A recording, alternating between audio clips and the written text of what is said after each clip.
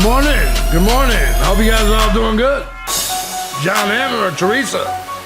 Guys, it is May 27, 2025. It is 10:57 a.m. Welcome to Coffee and Crime. The beautiful Kayla joining us. Can you guys hear me all right? What's going on? What's going on? We got Deidre. I don't know how the fuck to say your name. Let me know if you guys can hear me all right. The beautiful Mandy is joining us. The beautiful Amanda. Beautiful Kayla. Good to see you, ladies. Good to see you, ladies. We're going to go over last night's interview, or last night's discussion. Hear you great? Good.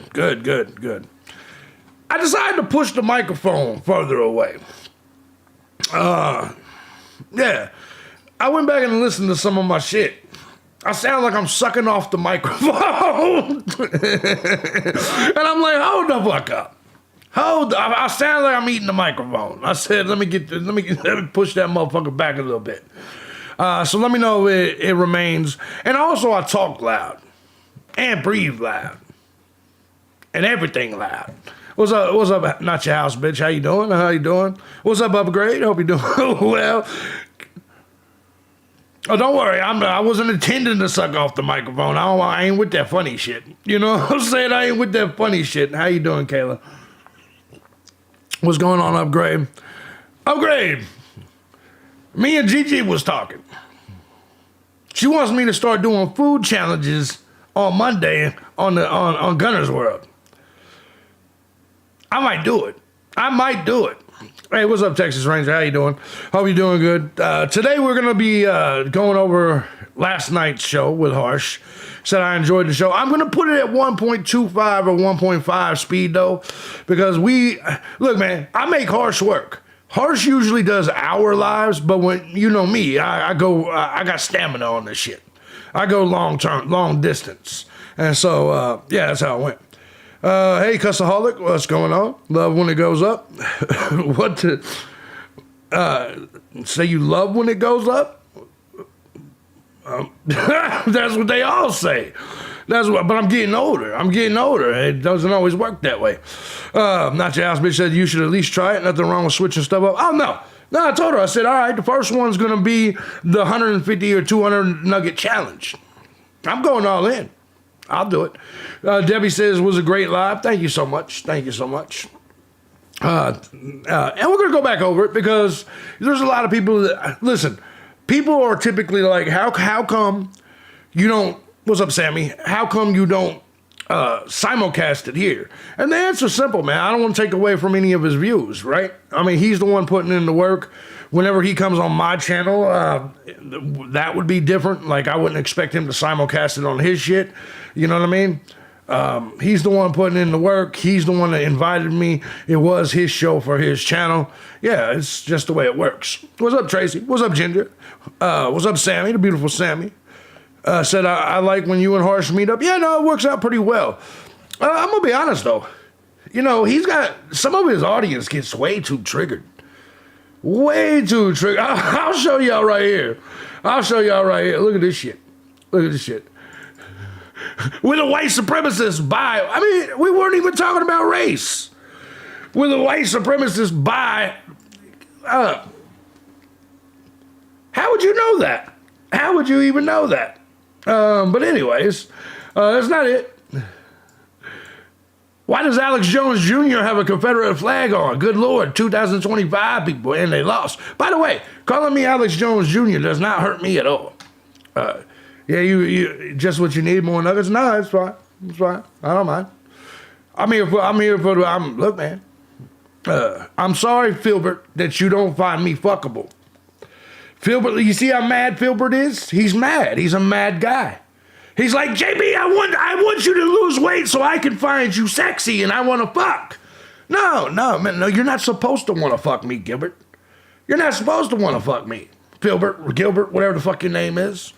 Anyway, as long as bitches want to fuck me, I'm just fine with that. So, you not wanting to fuck me doesn't mean shit. But anyway, Kayla sent $13.99. Thank you so much. Kayla. I appreciate that. Definitely. How the fuck I can't get my shit on the board? Okay, there it is. Thank you, Kayla. Appreciate you, beautiful. Very much so. I like when you and Harsh meet up. Yeah, it's a good thing. His chatters are hilarious. Those are for real snack cakers. I agree. Not a damn thing with the stars and bars. That's part of our heritage, like it or not. The dumbasses. Look, man, people get real triggered about shit. And most of them have no clue what the fucking flag stands for and all that.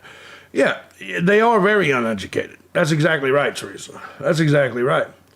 You know, you can ask me, are you racist? But that's not what you asked me. You said the shirt was racist. The shirt, it's not. No. But anyway, no, a lot of people don't understand that. It's a heritage thing. It's something like that. But, they would rather me wear Black Lives Matter or LGBTQ A, B, C, whatever the fuck. They would rather me wear one of them shirts. And it's just not going to happen. Are you going to do spicy challenges also? Spicy challenges ain't shit. Yeah, no, I could eat anything. I could eat the spiciest shit you could give me. That's not a problem. That's not a problem. At all. So I had no clue. Clothing had a race preference. Exactly. This guy said I like the hoodie. Yeah. But no, it's funny. It's funny to watch when you dive into other places, especially people that's not from America. All they know is what they like, what the mainstream media tells them. The Confederate flag bad. He must be bad. He must like slavery. No, I wouldn't want anybody. I'm not pro-slavery. I wouldn't want one of them in my house. No BLM or rainbow wear for you, thank God. No, exactly. So no. So hopefully we can clear that up to everybody that was spurging out over the damn Confederate flag hoodie. No, I'm not pro-slavery. I don't want them on my property. And in order to have slaves, you would have to have them on your property. I don't want them on my property. Hopefully that clears things up. So, anyways, we're going to go ahead and jump on into this. Fuck it, wear the gray robe, but love the comfort look. Yeah, I mean, shit. You know, yeah. No, I don't actually think about what I'm putting on whenever I go to work. Like, it's not like a thing. I don't like go through my closet like, what do I want to wear on camera today? That's not the way it works. I don't give a fuck how I look on camera. No trespassing, says Texas, right? No, exactly. No, you get the point. So, we are going to dive into this shit from me and Harsh yesterday. And like I said, I think I got it on 1.25. We may put it to 1.5. You know, for those that didn't hear it, or at least want my because I always like to provide commentary on myself. I always like to, you know, critique myself and how I performed and all that shit. Sorry, I missed a bunch, says Ginger. No reason to apologize. No reason to apologize at all. Harsh already told everybody the JV is going to review it today. And that's exactly what it's going to be. But no, his audience, some of his audience fits in over here. Some of them don't. So it's just kind of the way it works. For the most part, just like the last time we talked, it's about a 90% positivity, 95%. And, you know, it's usually that way. It usually goes about the way. I mean, but everybody, there's always going to be people that disagree with the shit you say. Always going to be people that disagree with the shit you say. And people on the internet don't know how to disagree without saying some fucked up shit. You know? Mr. Hitler had me chained to the stove making homemade meatballs. There you go. But no, that's just the way it is. And that's why I typically don't like the community. I like the paying community. I like the people that know how to be civil. What's up, Love Tina? But no, the community in general, the minute, and by the way, it's not just this community. It's every community. You could do toy unboxings on YouTube. And the truth of this is, if you open up and you're like, I really like this toy, there's always going to be one dumb motherfucker that'll hop into the chat room or comment section and be like, wow, you're a fucking idiot for liking that. See what I'm saying? It's the way it always works. Marie, how you doing, beautiful? God damn. There's no way that picture's her. Anyways, let me go ahead and continue on before I get all off balance and shit. Anyways, hope you guys are all doing good today. We will get things started here. We will go over here What's going on, Love Tina? Hope you've been good. I don't know what the fuck kind of word that was. Hi, WCWE on. Yeah, you fucked up with that one. You definitely fucked up with that one. Let's see, 1399. Put that over here.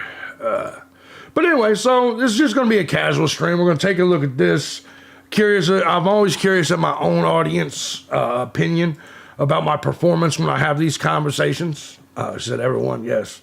Because look, man, I'm confident in the way I present things because I've been doing this for so long, but it doesn't mean that I can't improve shit, especially when I'm debating or discussing a topic with another person. Shabazz said, good morning. Hope everybody has a great Tuesday. You as well. Hope you have a great one as well. Anyways, so if you did not see it, this will be a treat for you. If you did see it, and I don't know why the fuck you want to watch it again, but it is what it is. Welcome here. I'm glad you guys are here with me. Let's go ahead and jump on in, though. We should be live. And by the way, so I do sound better on the microphone today. Like you guys can hear me, right? Because like I said, I normally don't go back and listen to my videos, but recently I have. And like I said, I sound like I'm fucking eating the fucking microphone. And it's really because I had the gain turned up too much, but I also was too close to it. You know what I mean? And sometimes when you're in the heat of doing the shit, when you're working, you don't really think about it. You don't think about it. You know what I mean? You just kind of do it, and then you listen back to it. And I always listen to shit with headphones. It's way worse when you're listening to it with headphones because every fucking sound, every snipple is in your ear, and I'm like, shit, I gotta fix that. So, you know how it goes. That sounded great. Thank you, Vix. Should be live. And especially right now, like right now, I'm drinking, and it sounds fucking disgusting. And when I got allergies and shit, it's even worse. So I'm like, oh yeah, I gotta chill that. I gotta chill that shit the fuck out. I gotta fix that problem.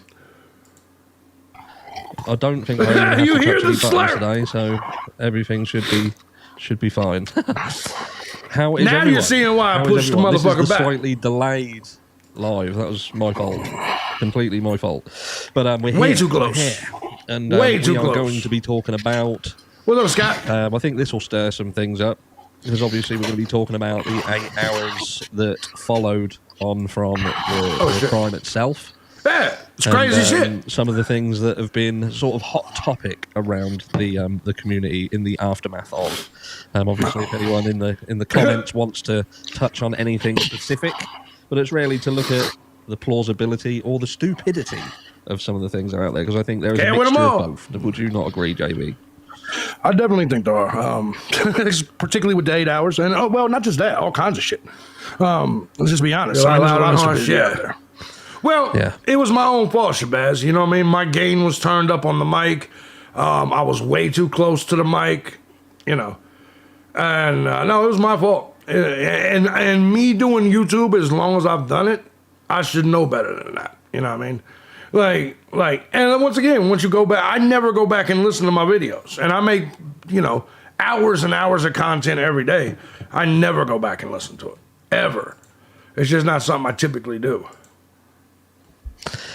So, with respect of the 8-hour delay in the aftermath of the crime. Yeah, it's pre-recorded. What is your we did this last night. On that? The 8 hours thing, it could go one of two ways. Now, I know a lot of people, when they see the fact that clearly the girls are lying about something, I think a lot of people automatically use that to say, well, they must have been involved or they must have been guilty. I believe there was a lot of lies. I mean, period. But I believe the reason for the lies may be a lot different than what most people think. I think when we're talking about the lies, I think it could have been something as simple as I could think it could be two things. I think it could be, number one, innocent, as in they just didn't see anything. But I think that's easier to believe if you were to believe that they were asleep. I think we found out that they weren't asleep. So clearly they were awake during all this period. I think the likely scenario is they had to get rid of something out of the house. Yeah, it seems like the most likely. I mean, why else? I mean, you're telling me after all they saw the night before, or all Dylan claimed she saw the night before. You're telling me you didn't at least go check everyone? It doesn't make sense. I mean, I wouldn't be on TikTok. I wouldn't be doing shit like that in the morning. I would have went and checked on, and especially if you thought. And yes, it sounds fast because I turned the speed up a little bit because it's such a long stream. They had passed out. You see what I'm saying? Like it definitely smells fishy. Yeah. 100%, I agree. Like, what I will say is, categorically, from my perspective, I don't personally think that Dylan Mortensen or Bethany Funk were involved in the death. Let me ask you guys, and let me pull the audience on this. The roommates, involved or not? I personally don't think so. I know there's a lot of people that think so. I mean, what I mean by that is involved in the planning or homicides themselves. I'm not saying that because you'll see throughout this whole stream, yeah, the 8 hours is funny. The 8 hours is some goofy shit. So I'm asking you specifically, do you believe that they were involved or no? My answer is no. Kayla says no. Marie says no. What's up, Berlin? Thank you. Thank you. Not involved as far as the unalive, but I think they were involved in the rest of it. What does that mean, Love Tina? What does involved in the rest of it mean? Just curious. And it's okay to say killing. You could say killing. You could say rape. You could say all kinds of things on the internet. I know the true crime community likes to tell you that you can't say it, but you can. You can say killed. Anyways, they have to know something. Okay. Not involved as far as the unaliving, but okay. Not involved directly, but know the killer. Oh, so you think they know the killers? Involved to some extent or have second. So you believe they had knowledge going in? Terry says he thinks they let them in. Yeah, I definitely don't agree. But once again, everybody's got their reasons for their, I do believe they're liars, though. I do believe them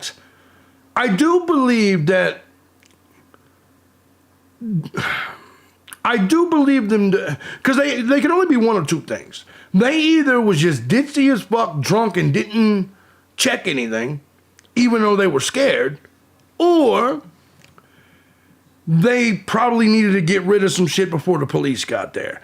That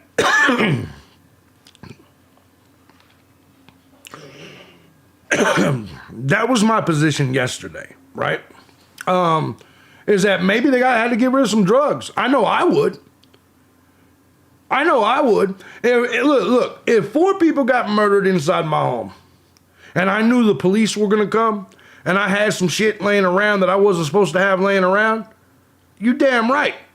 I'm going to get rid of it before I call the cops. So I think that, in my opinion, that's a possibility. And I think that's more, to me, possible than like they planned it and all that. I think of shit they may have already had. Allie says, I don't think they're involved, but even if they're getting rid of something, it doesn't take 8 hours to do that. So, well, it takes 8 hours to do that and then maybe get your story straight. Or man, maybe you're just scared. Maybe you're just, I don't know. It'll take you 8 hours to get rid of your stash. So, no, it's not.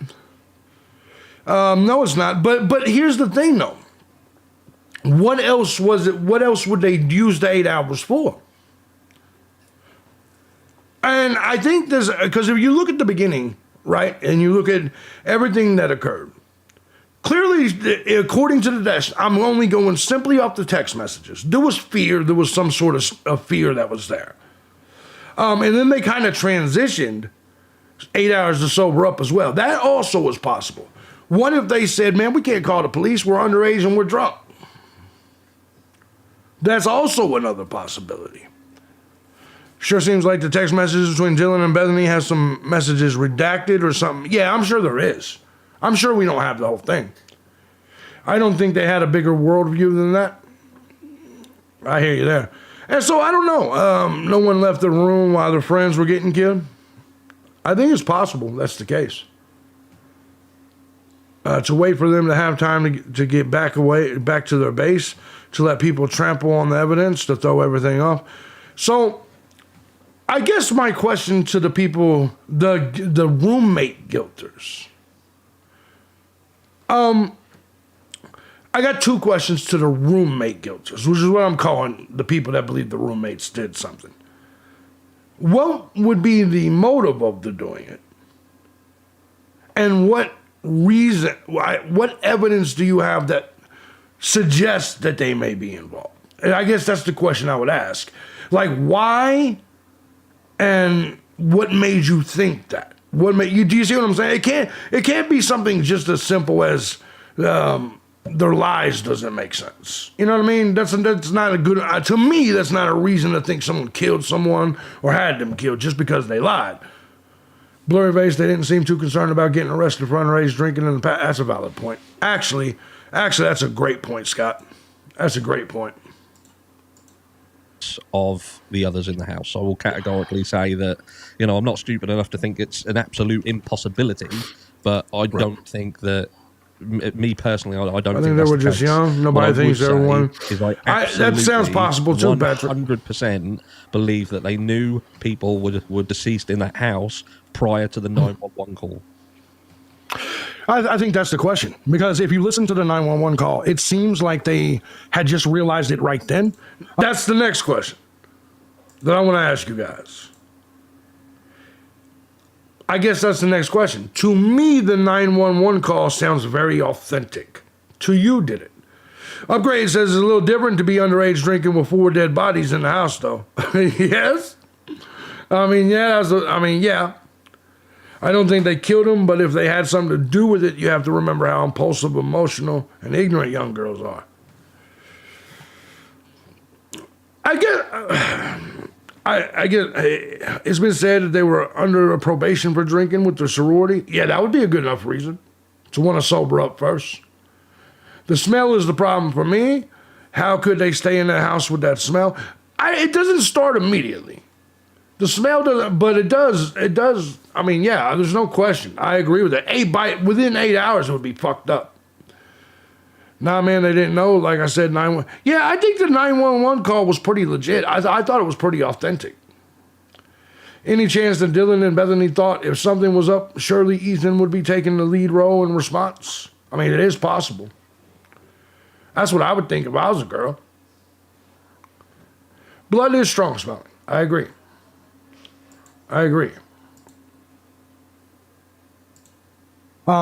If you listen to the breathing, who was that? Hunter? That was the person we heard breathing. Is that who that was? Yeah. It seemed to me like Hunter did kind of the man thing, and what I mean by that is that he had saw it. You can hear his breathing change, and in my mind, he immediately went. Yeah, I think the 911. Let's listen to it again. What's up, Samira? How you doing? Thank you so much. I mean, let's look. Idaho 4 911 call. What's up, AR? How you doing, brother? How you doing? Hold on, man. Let's listen to this. Let's listen to this again.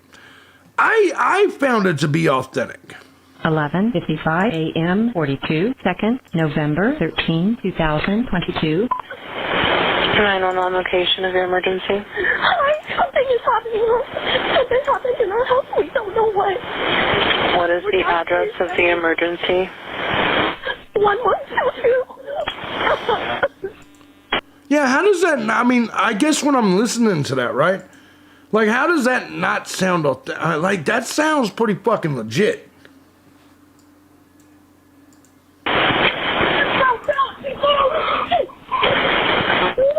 What is the rest of the address? Oh, Kings Road. Okay. And is that a house or an apartment? It's a house. Can you repeat the address to make sure that I have it right? I'll talk to you guys. We live at the White, so we're next to them. I need someone to repeat the address for verification. The address, 1122 King Road. And what's the phone number that you're calling from? What's your phone number? Linda says, how about Kaylee telling Adam something, or DM inviting KG as +1, but KG and MM were bullying DM. What do you mean bullying DM? That would be my question. What do you mean by bullying DM? You know, I don't know where the bullying DM came from. I mean, I already know the what did you tell Adam thing, and yeah, I mean, but that could be anything, right? I'm saying the 911 call itself sounds pretty fucking legit. Sounds pretty fucking. She's talking about that picture. What picture? But you can hear in such contrast when Bethany makes the call to when they put the other girl on the phone. Why does this guy keep writing reaffirm? What am I missing here? Why does he keep doing that? What's going on, man? Some photos posted from Halloween, but how do you know from a photo that someone's bullying somebody? You know what I mean? Like that. How do you know from a photo that?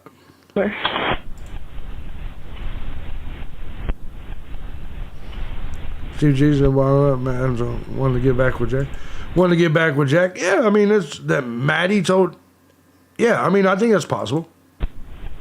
And tell me exactly what's going Says, on. does anyone speak English these days? We don't. Look, man, you're not speaking English.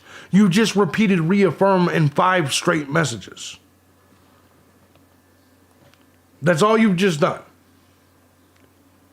That's all you've just done. And now you're just writing learn. You haven't put together a coherent sentence your entire time here. There's not a single person in this chat room that would understand a single word you said. You have not put together a single sentence the entire time. Look, you're not even doing it now. You're not even putting together a sentence now. What is the 4th F what? See, motherfucker, I ain't got time to fuck with your broken fucking English. Either write a fucking sentence or get your dumb ass the fuck up out my chat room. The last F is fornicate.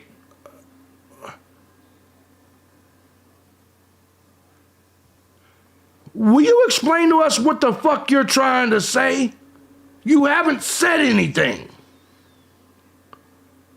Is there anyone in this chat room that can understand what the fuck this tard is trying to put together? He just keeps writing one word sentence, like they're not saying anything. Jesus Christ. One of the roommates has passed out, and she was drunk last night, and she's not waking up. Okay. Oh, and they saw some man in their house last night. Yeah. Did you just try to spell celebrate? Yeah. we got one. And are you with the patient? Okay, I need someone to keep the phone, stop passing it around. Can I just tell you what happened pretty much? What is going on currently? Is someone passed out right now? I don't really know, but pretty much at 4 a.m. Okay, I need to know what's going on right now. If See, someone... I hate the fact that they cut her off right there and didn't let her finish telling the story. Hey, how you doing, Erica? How you doing, beautiful? Dude, I thought you were smart. You haven't said a single thing. That's the first sentence you said. And even that doesn't make sense. I'm going to give you one more chance. Put together a train of thought. Type it with your little fat fingers onto your keyboard. Put it in the chat room so the rest of the chat, including me, can analyze what it is you're trying to say. Start from scratch. Start from scratch right now. Write us a sentence of what you're trying to say. Start from scratch right now. Just start and let us know. What is it that you're trying to say? All right, let's do that. is passed out. Can you find that out? Yeah, I'll come. Come on, we gotta go check. But we have to.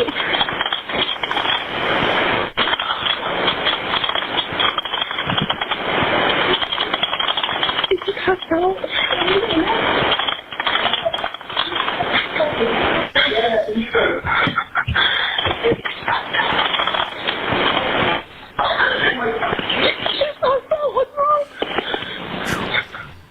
She's not waking up. Okay, one moment. I'm getting help started that way. See, at that very moment, talking about he's not waking up. Yeah, I mean, the call sounds authentic to me. Okay, thank you. It does. It does. What's wrong?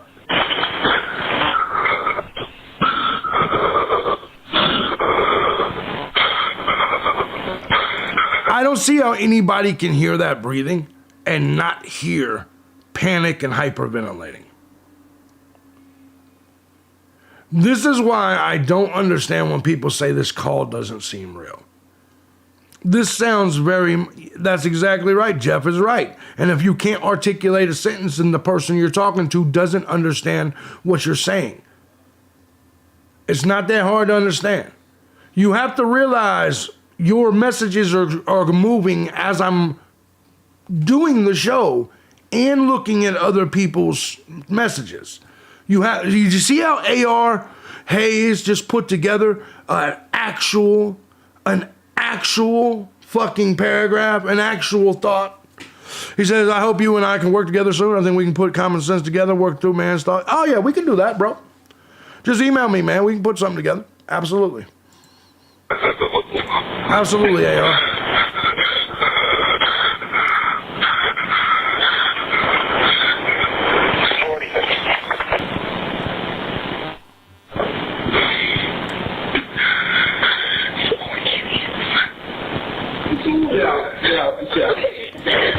And now you can hear right there, that's where I said he manned up, right? Telling everybody to get out.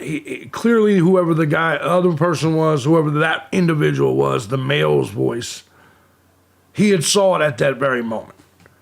In my opinion, that was the moment when he was like, get out, get out, get out. In my opinion, that's when he saw it.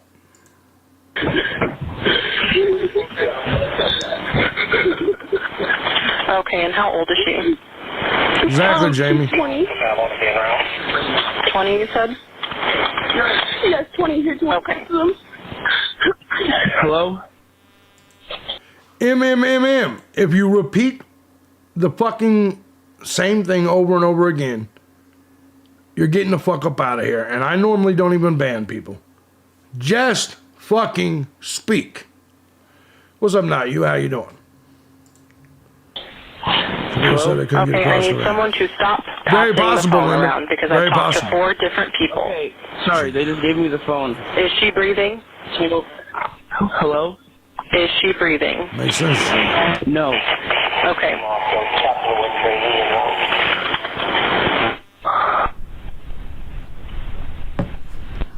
You need to talk to them, okay? I can't talk to them. I need you to talk to them. Hello. Okay. I've already sent the ambulance and law enforcement. Stay on the line. If there is a defibrillator available, send someone to get it now and tell me when you have it. Say that again. There's a police here right now. Okay. If there's a defibrillator available, send someone to get it now and tell me when you have it. We don't have one. No, Paco, they haven't already been there. I think yes. He said, I speak Do you have a numbskull. defibrillator? Yes, you have one. Are you talking to the officer? Yes. Okay, I'm going to let you go since he's there with you and can help you. Okay, thank you. Bye. Okay. 11:59 a.m. 49 seconds, November 13, 2022. Yeah, I think it was pretty authentic, if you ask me. I think that was pretty authentic. I feel the call handler. No, I do think the 911 operator failed. I mean, when they were, I definitely feel that way. What's up, Madeline? I definitely feel that way. But I every single time I listen to the call, it feels authentic, man. AR Hayes says, I don't feel there's any reason for a fake call. Now, the 8 hours prior to the call leads to debate. Yeah, debatable issues, but the call is made to get people to a scene that is blood-soaked. Yeah, I believe that. I think they were scared shitless and DM needs sobering up time, maybe. Yeah. It is strange that nobody mentions any blood. Well, I'm thinking maybe only the men saw the blood. And they were trying to keep it from the girls. They were like, get out. You know what I mean? Because I think that's very much so a man thing. It's a man thing. If me and Unicorn of Hope in the chat room was in the same room, was in a situation, and I walked into another room and saw that kind of scene, I would immediately try to prevent Unicorn or any other woman from seeing that scene. And I think most men would.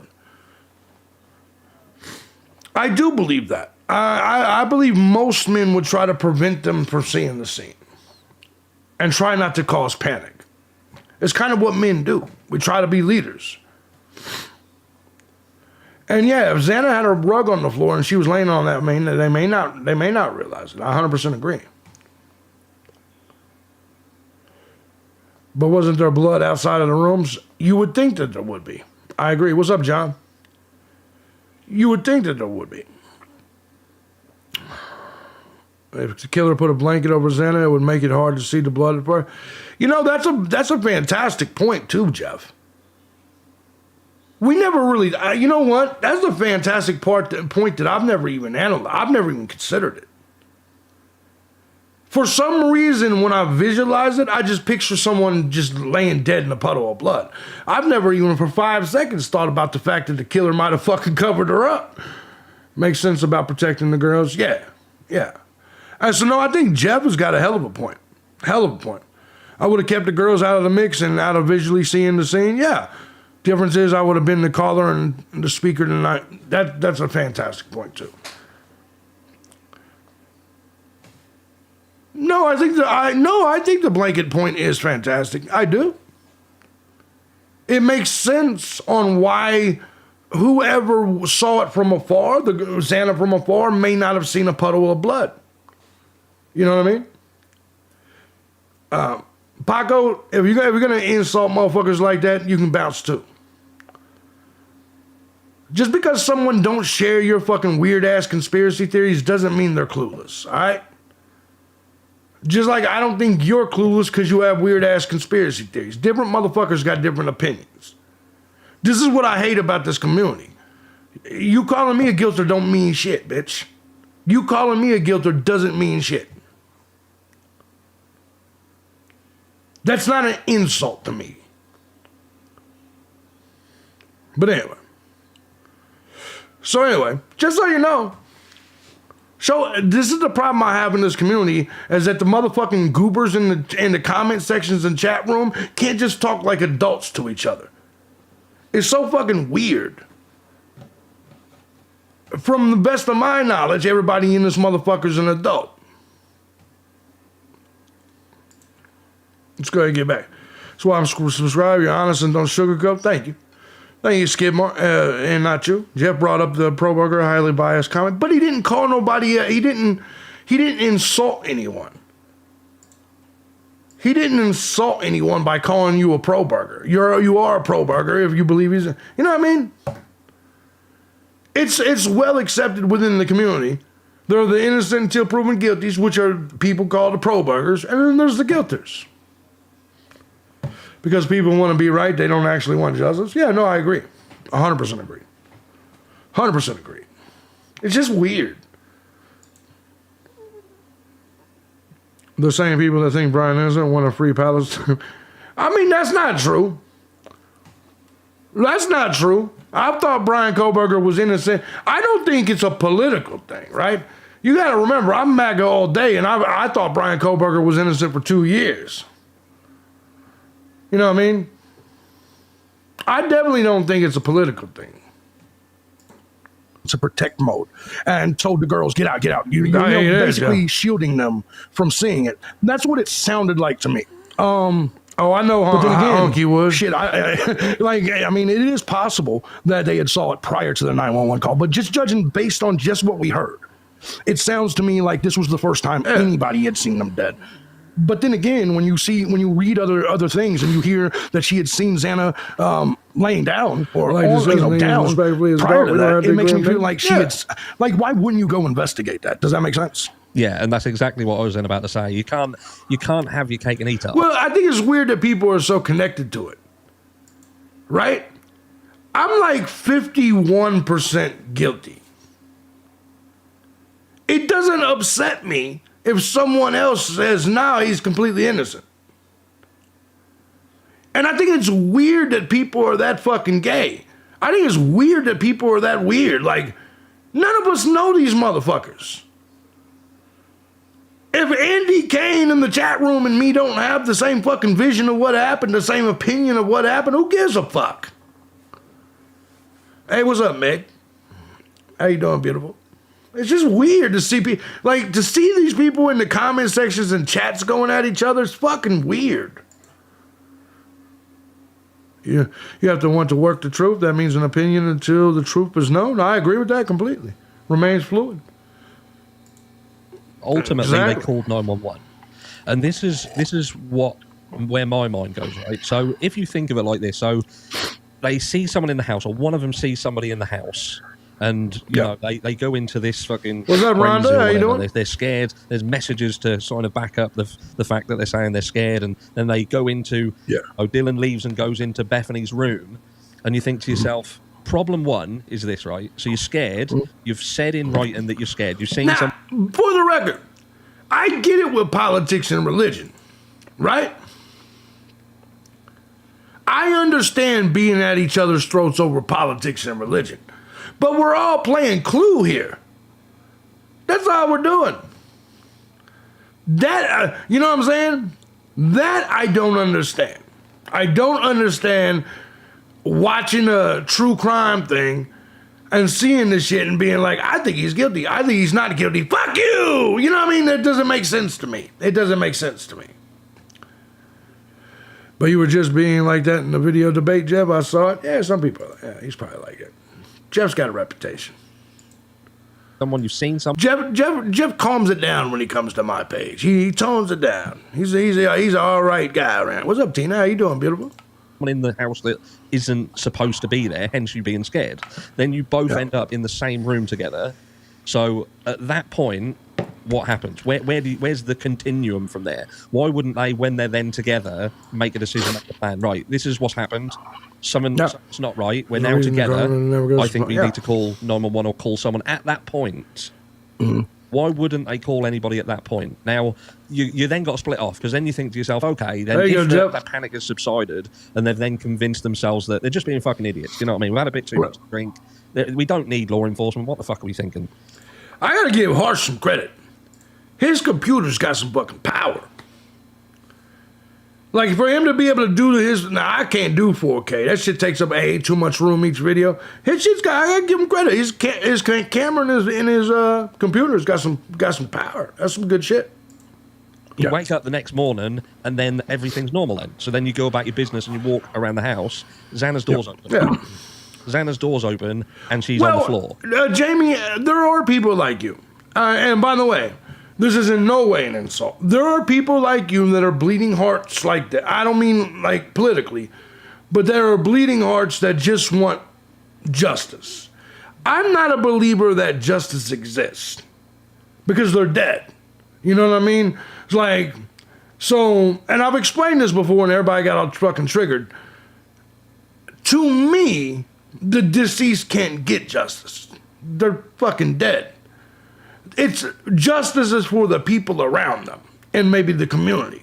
But to me, the victims will never receive justice. Because the killer going to jail or getting a death penalty doesn't do shit to change Kaylee and their position. So really, justice is for the living. And it's, you know, and, you know, a lot of people disagree with that theory from me. But yeah, I mean, they're not going to give it. They're not going to give it. You know, it's not, to me, it is justice in general, but it's just not justice for the people that's dead because they're fucking dead. Hey, let me give a shout out to Meg who sent 10. Thank you so much, beautiful. Thank you very much. Thank you, Meg.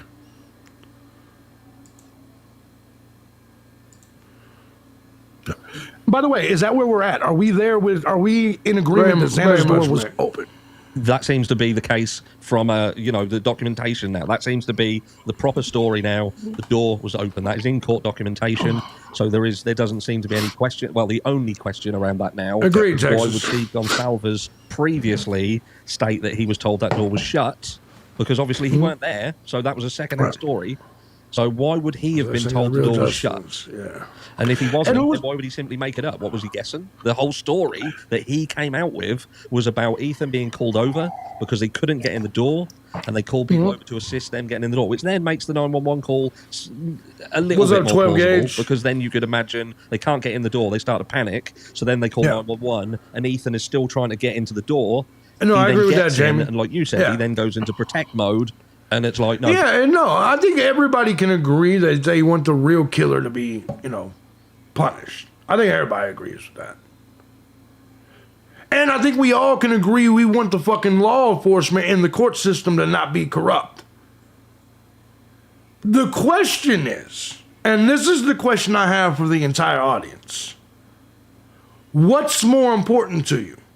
And this is why I have the position I have, which is I think he did it, but I would not convict him. What is more important to you? The killer, in this case, or any case, going to jail and being held accountable, or our justice system working right? To me, it is far more important that our constitutional rights are upheld, that the justice system works right, that the court system isn't corrupt. To me, that's far more important than this one individual and these 4 kids.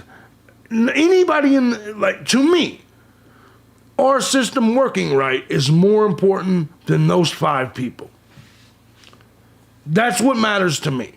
So even though I think Kohlberger did it, I think the fucking system has shown their ass. And I think that they failed.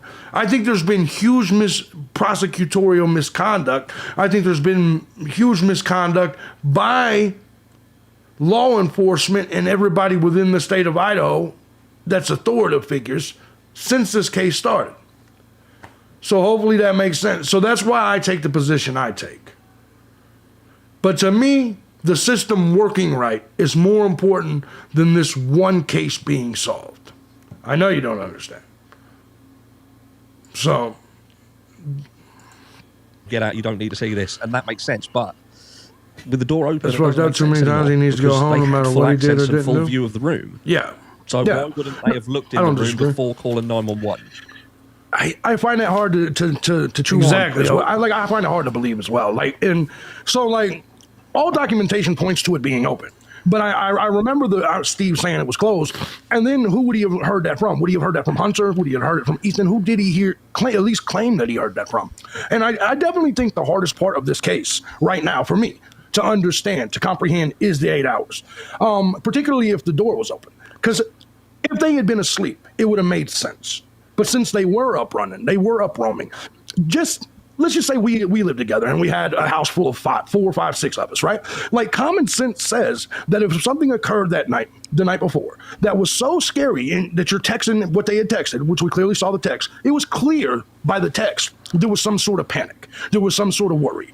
Yes. All the way down to hurry up and run down here. No, that's exactly right. And here's what fucks me up about this portion of the 8 hours. That's why, Tina, you're right. That's why they need to release. That's why they need to pull the gag order. They need to drop the gag order because of all the fucking misinformation on both sides, by the way, that exists. 100%. I think all the investigators did a great job, says Marie. I haven't seen anything that was messed up. We don't have all the details. We do not have all the details. All we have is what we have read in the court documents and rumors. I agree. There are things that I think that were... Okay, let me just explain this. To say it was all done correctly, when continuously the state had to be asked over and over again for discovery... thank you, Allie. And I do believe law enforcement messed up. And I believe that's why the FBI has been so quiet, because they used the underhanded tactics with websites that we thought our information was private on, and they don't want the public to know that's what they did. Because if the public knows that the FBI is going to websites that tell us our DNA is not used in law enforcement or is not taken by law enforcement, then then what happens is the feds lose their secret ability to check into our DNA. Because now people are going to be like, I'm not giving my DNA to anybody. So if one of these DNA websites say, oh, we don't share your information with the police. Now, whether it was illegal to do that or not, but the point of this is, Marie, is that if me and you give our DNA to something and it's under the premise that these people will not share our DNA with the police, and the feds have a secret link, a backdoor into there, and they're getting that information, then yeah, that's something they have to explain now to the community and society. And I'm sure that's why we haven't heard shit from the feds. They're like, nah, shit, I don't remember that case. So that's kind of my point. So when I look at something like that, I do see misconduct. Now, is it illegal misconduct? I don't know. But it's definitely misconduct. It's definitely some shit that was underhanded and behind the scenes. Let me give a shout out. I don't want to dox this person's name, so let me read it. Let me get to, we'll go back to this. In my mind, especially if you didn't go to sleep, once you realized or There at we least go. believed. Let me give a shout out to 58 Underground, who sent 20. Thank you so much. Thank you so much. He said, great Idaho 4 coverage. Keep it up. Thank you so much, 58. That the coast was clear enough for you to be doing all this different, picture taking, all this different shit. And thank you to Kathy that you're doing on your telephone. Thank you to Kathy as well. What? And they're not answering your text. You two as a couple, as a duo, Dylan and Bethany, you're telling me you wouldn't have at all went to go check on your roommates? Meg. It doesn't make sense. And so even if it was a closed door, Maddie and Kaylee's wasn't. You're telling me, so if you get to Well, once again, Jeff, you just heard me say that they may not have done something illegal, but what they did was something they're still trying to hide. Whether the FBI did something illegal or not, Hitler wanted to say, thank you so much. Whether they did something illegal or not, the point of it is that they still did something underhanded. You're right. It may not have been illegal. No one is saying it was illegal. But it could be potentially constituted as a Fourth Amendment violation, even though that may not be illegal and get the feds sent to jail. The truth of this is it is fruit of the poisonous tree. It is indeed fruit of the poisonous tree. If things were done outside of the parameters of what everybody believes their privacy and their rights to be, and when I give my DNA to someone and that company tells me my DNA will not be part of any investigations from the police, that is a deal. When I submit my DNA, it is with the belief that my DNA is private. Therefore, my right to privacy would be important in this situation. Now, where the muddy waters are muddied, it's not Koberger that did it. You see what I'm saying? But either way, it exposes the FBI using back doors into shit. This is no different than the Edward Snowden revelation. It is exposing the back doors that apparatuses within our federal government are using to violate our Fourth Amendment. And that matters. That matters. It could go both ways. I agree. Make sure we're back.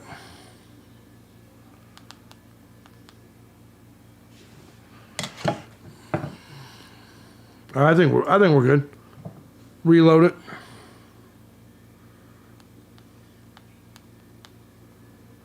I think we're back. Fucking weird shit.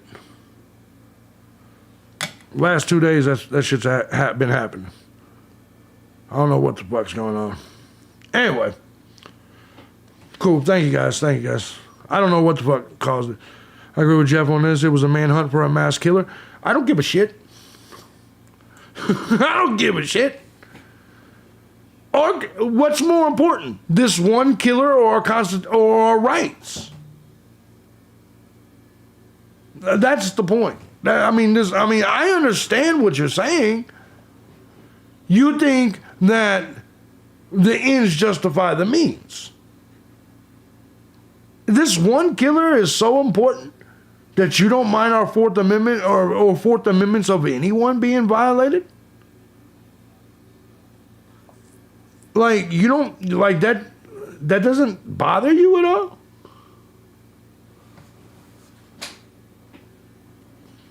I don't know. Gretchen said, don't mind breaking eggs when they want to make an omelet, as long as they aren't the egg. Bingo. This affects millions of people. Exactly, Leanne. And now the courts are shady. It's one person and his rights were not violated. Policy of violation is not a violation of the Fourth Amendment because IGG has no laws surrounding it, says Andy. Bad FBI and they can't show their lab work and chain of custody. Look, at the end of the day, if I present my DNA to a company and I'm assured that my DNA is private, and then someone gets that private information, ultimately it's still a violation of my Fourth Amendment. 58 underground, thank you so much. JB, thoughts on the blood on the railing and glove found in the yard? The glove I don't have any thoughts of, but the blood on the railing I do. It is a public company. I agree. No, I agree. To sit here and say, if we're promised the secrecy of our fucking DNA, and then this private company and the feds secretly coexist to violate that trust, to sit here and act like that's not a fucking big deal with something as serious as our DNA that we were promised our privacy to sit here and like that's crazy. You're not disconnecting it from the case. You have to disconnect this from the case. If you can look at that and say, yeah, I don't see nothing fucked up about that, that's kind of strange, man. You're too obsessed with this one killer. Who gives a shit about this killer? When it comes to 58 Underground, I think that the blood in the house on the railing is a big deal. I definitely think it's a big deal. Yeah, I do find it problematic. All right, let me see it. Hopefully we're back now. Everything's good. If we cannot protect this, that means they can do it over and over again. Yeah, exactly. Why didn't they just knock on BK's door and get a swab rather than drive 2,000 miles? Great point. Anna's door. Great It's point. closed. Let's just say it's closed. You're telling me at no point would you say, all right, let me go up to the girls, to the ones upstairs? It doesn't make sense. Sure. And then also the question has to be asked, when did the dog stop barking? Yeah, and I'm not even saying that Brian's not involved, right? I don't think you and me are arguing about whether Brian Koberger's involved or not. I'm only arguing specifically for my own rights. And listen, people hate when I say this, but I don't give a shit about Brian Koberger, and I don't give a shit about Kaylee Gonzalez. I don't give a shit about Maddie Mogan. I don't give a shit about Xana Cornoodle. I don't give a shit about Ethan Chapin. I personally have no connection to any of them. But when I'm dealing with cases like this, I don't want the feds fucking running around sneaking and grabbing our DNA. I'd like to see an interview with Koberger, though. Me too. I'd love to conduct that interview with Koberger. Carnoodle, yeah, exactly. It's about if he gets acquitted, he's cooked. Some beautiful human out there will take him out. See, and that's the problem. Andy, that's the problem with the true crime community. That right there. I want you to understand what Andy just said. Andy is so wrapped up in what we're seeing, he believes so much. He believes so much in one side or the other that he believes if the courts don't convict this man, then someone needs to go murder him instead. That is not, and you either believe, see, and here's what's so funny about it, because your entire belief system is based on the fact that the cops are telling you the truth. So if you believe in the legal system that much, then why wouldn't you believe in the verdict in the court proceedings of said legal system just as much? If Brian Koberger, no, I don't think he will be. I don't. There are plenty. You know why I don't think he will be? Because every time someone says that, the people are still walking around. I remember when everybody said that about Casey Anthony, and Casey Anthony is still twerking on you bitches. Casey Anthony is still out there just doing her thing. I heard y'all say it about George Zimmerman. Oh, well, the libtards said it. And George Zimmerman's still out there smoking cigars and blowing in your face like, ha ha, bitch. So I hear that all the time. If this happens, if they find him not guilty, we're going to get him this and that. No, you're not. It never happens. We've never had a situation, and no one can even really remember a big story where someone was found not guilty and then vigilante justice happened. It never happens. Brother beat a gun case because of a constitutional right. The cops had no probable cause. I'm all for the law, and the law themselves following it. Yeah, of course. I'm with you. But yeah, she is upgrade. Exactly, Gretchen. So if they don't execute a guy for murder, you want to commit murder. Bingo. And at the end of the day, my counter to that is, name me the big case that somebody got off and then vigilante justice happened. It doesn't. There's just people on the internet talking shit. I guess, you know what I mean? Like, I think that's also a question that should be asked. Yeah, I agree. I do agree. There's so many things that raises so many questions around that. And look, it could just be as simple as they fucked up. And I think he'll definitely be found guilty. He's not going to get a free trial no matter what. I mean, not free trial, but fair trial. He's not going to get it. I mean, look, man, I believe that once you have obtained a certain amount of notoriety, you getting a fair trial is not possible.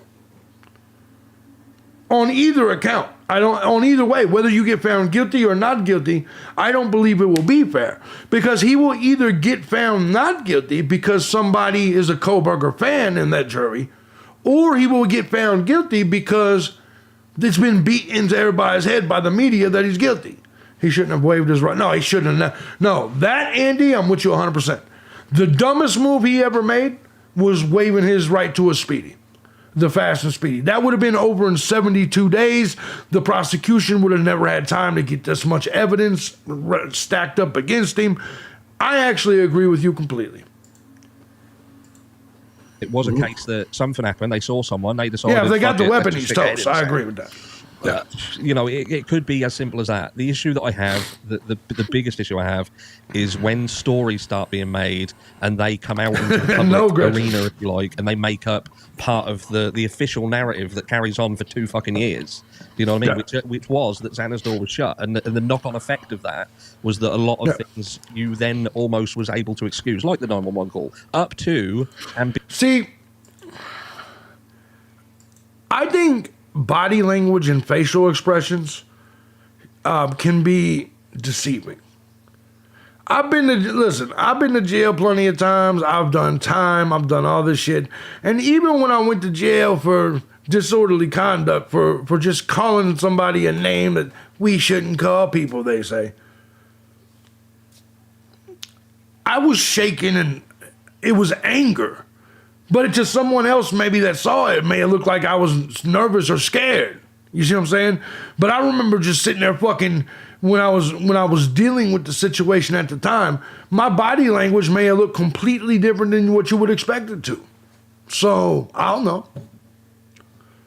So I think body language is very, very subjective. And a perfect example, because people can misinterpret shit. And because people have their own, like, retardation shit going on. A perfect example. I have allergies. So, especially in this last interview or regularly, you may hear me sniffle a little bit. A normal person hears someone sniffle and they say, man, that guy's probably got allergies. Whereas someone else probably that's been heavily involved in drugs and shit, or not necessarily that consistently accuses people of shit like that, is like, JB must do coke. Not seeing me 300 pounds, and clearly I don't do coke. But do you see my point? It's two different and complete two different complete trains of thought with something so simple such as a motherfucker having the sniffles. Make sense? It shows you how completely different people think. And the coke people will be like, I've never seen anybody that sniffles like that doesn't do coke. Well, how many people do you see do coke, motherfucker? You know what I'm saying? They're self-reporting. They're telling on themselves for being around cokeheads and dope fiends. Normal people, when they hear someone sniffle, they're like, oh, he must have a cold or allergies. Only dope fiends think, oh, that must be coke. That's coke nose. You know what I'm saying? You know, seriously, normal people don't shoot to that fucking conclusion. Just being honest. Exactly, Gretchen. Beyond the 911 call coming out, we were still led to believe that her door was shut. So then we could understand what was going on in that call. We could look at, like you did at the beginning there, you said about Ethan and the protective nature of his behaviour.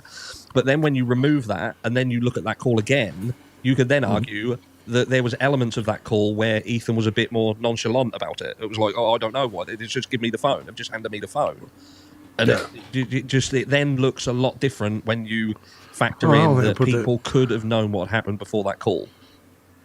Especially if the rumors are true, where they were all texting. And Thank you, like Tracy. 9 o'clock, man. Now I don't go off rumors typically, so I don't know if I believe those rumors or not. And hearing the audio, and I know a lot of people believe the audio sounds staged, the 911 call sounds staged, but I'm just going to be honest with you, man. It sounded legit to me. It sounded very real. There was nothing when I was listening to this that made me feel like it was an act. So just judging off my gut, I think it's very possible that ultimately they could have found it all at that moment. But once again, I think the question about whether the door was closed or open matters. Because if it was closed, then the information we're getting now is lying. And if it's not, then you're right. How was the narrative pitched for 2 years that the door was closed? That's the next question. Can somebody please tell me, was the fucking door closed or open? Because I've been to Xana's room. Look, man. We've heard this entire case that the door was closed and that the friends had to get in the door. And now we're hearing that it's open. I have no clue about the door now. I'm as confused as yet. My gut never lies either, JB. Thank you, 12 gauge. Thank you, bro. 7-5. Now reportedly open, JB. Yeah, so it shows you the goofiness of this case. We went 2 years, door closed. Went 2 years, white car. Now all of a sudden the door was open and there was a fucking green car. I was like, first of all, the green car is bullshit. You guys know my opinion on that. But I'm very curious as to the door. And here's why. Because it makes the difference in the whole thing. The door being open or closed to me makes a difference on everything. What if oh Jesus Christ, we're going to blame the Aryans again? Is that what we're going to do? Go to a black person's true crime page and blame white people, please. Not here. Not here. Go blame the Aryans over on, what's his name? What's the dude with the little Jerry curl dripping all over his face? You know what I'm talking about. Icky Mel. Go to Icky Mel's page and talk about the Aryans. Here, we're not going to, I know you're speculating. Just like y'all speculated that the Aryans killed the fucking girls in Delphi. I don't understand you guys' obsession with the Aryans. We're fine folk.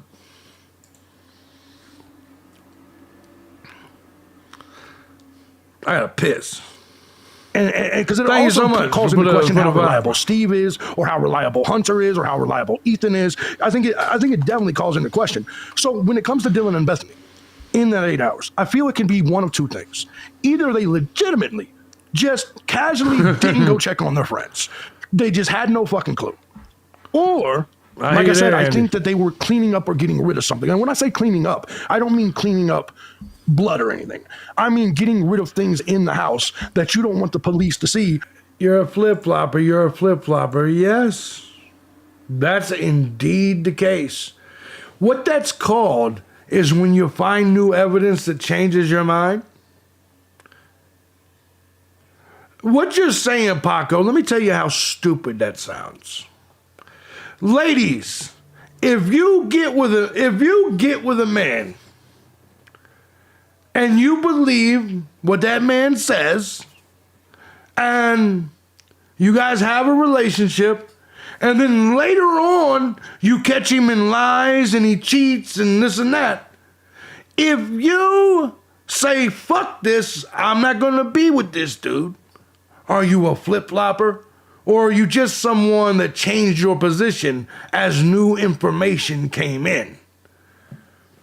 That's what humans do. You assess the situation as information is presented.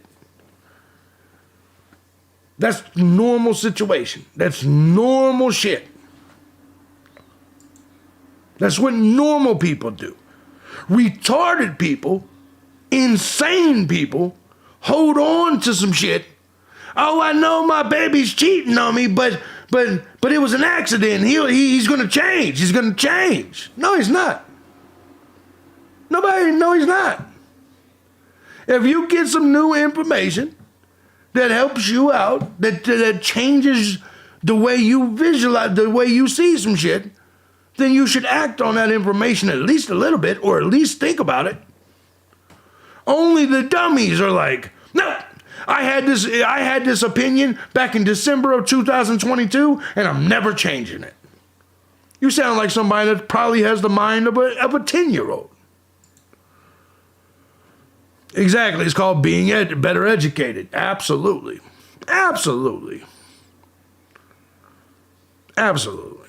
Because you know the police are about to come because 4 people are murdered. If that's the case, and you're then called 911, maybe you do have to put on a show. Yeah. Adjusting. I think the thing what I struggle with is, I'll ask you a question. If we was in that situation, right? Say we was in... Hey, I thought you said this thing was 10 inches, JB.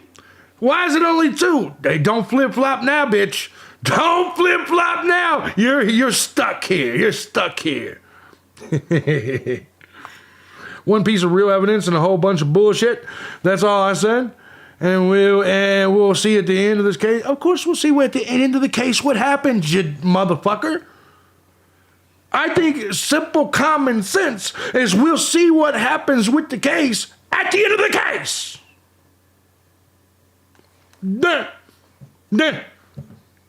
That's common sense. We won't know what happens until it happens. In that situation, do you think that if me and you were given 8 hours before we made a 911 call, we could make that 911 call sound pretty straight up and effective, however we wanted it to go? You know, we've got to remember that there's an 8-hour time before that call. If you want to believe the time that the call came in, ultimately, there's 8 hours. And, you know, people want to throw it around and say... Faulty rulers, that's right. That's right. Don't blame me because the ruler lied. That's right. We won't know it's nighttime until it's not daytime anymore. Stay tuned.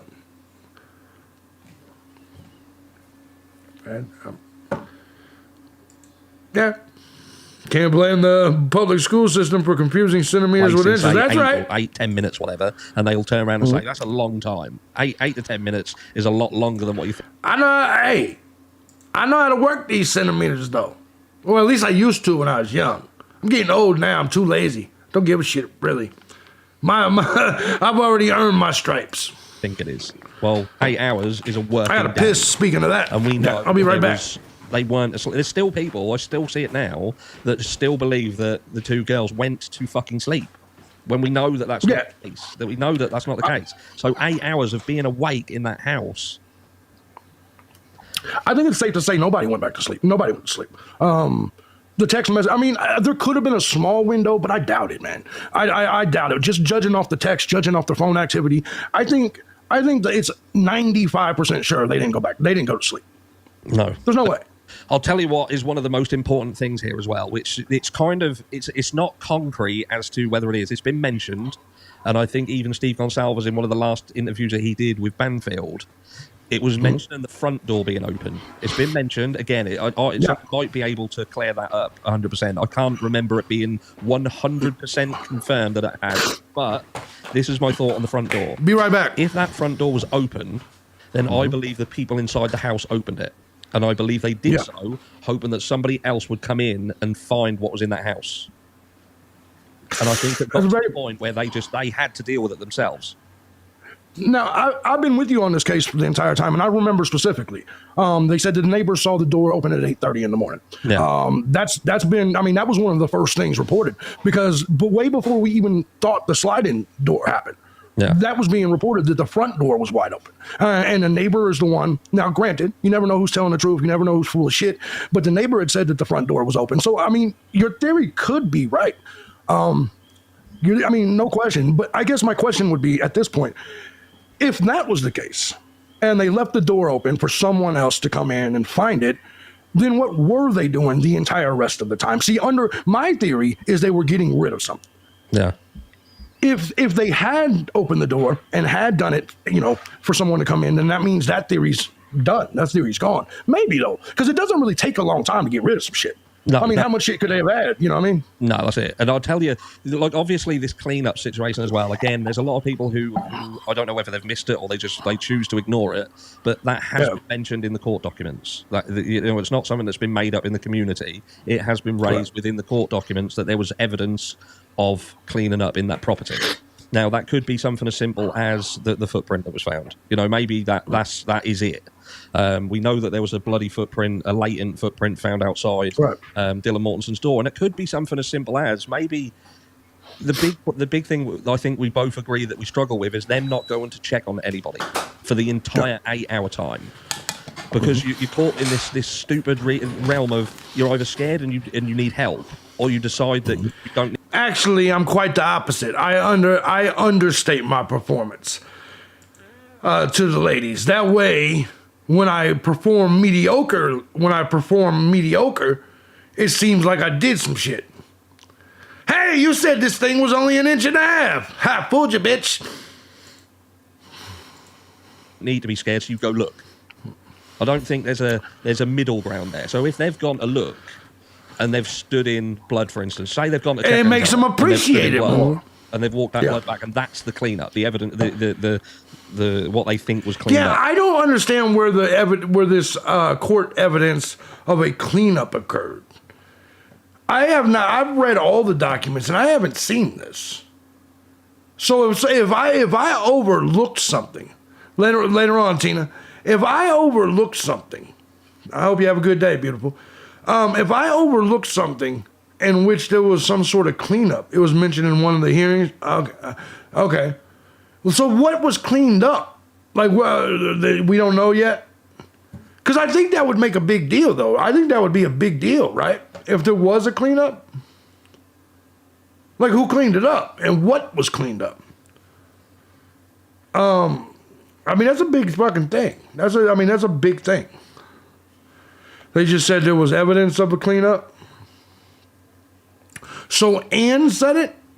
It was Ann's claim. It was in the documents, JB. We don't know what was cleaned up yet. Yeah, I must have missed that. I must have, you overlooked some shit. I would say that makes a deal. America can be described in one word: the Himalayan mountains and the foothills with Xi Jinping. Yeah, I think if there was legitimately a cleanup, the question has to be what the fuck was cleaned up. Or was something cleaned up earlier in the day, prior to the killings? Jerry got to head out later on, Ginger. Maybe it's assumed because no one was seen bloody walking, or yeah, that's a good point. That was definitely a good point. Up. Yeah. You then got to say to yourself, still the question boils down to, even at that point, when you've seen something, first time anything being and you cleaned up fall there. fuck, I mean, that's okay. Why would you then still not call 911? And you know what? You're right. You're right. Because if you look, hold on, Idaho 4 house scene photos. You're not wrong. Because Look at, I'm probably not gonna fucking see the scene. Yeah, no question. Looking inside that fucking, hold on. Looking inside this right here, it's clear these motherfuckers don't clean. 100% clear. I agree with you there. So you actually made a great fucking point. That it is the odds of them just randomly cleaning the house, something in the house when it looked like that after.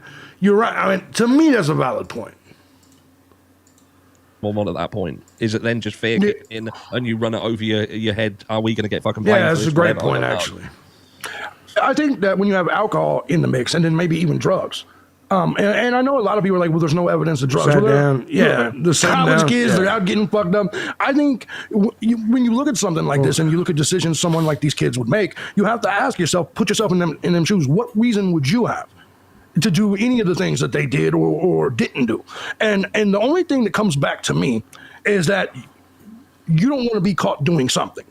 And that's essentially what it is. It could be as simple as the kids were underage and they just didn't want the police to know they had been drinking. Was doing another? I don't think that is serious enough for them not to call the police on their murdered friends. Kimberly, you said you think they were out of the house? I don't think anything else was salvageable because of the blood. I agree.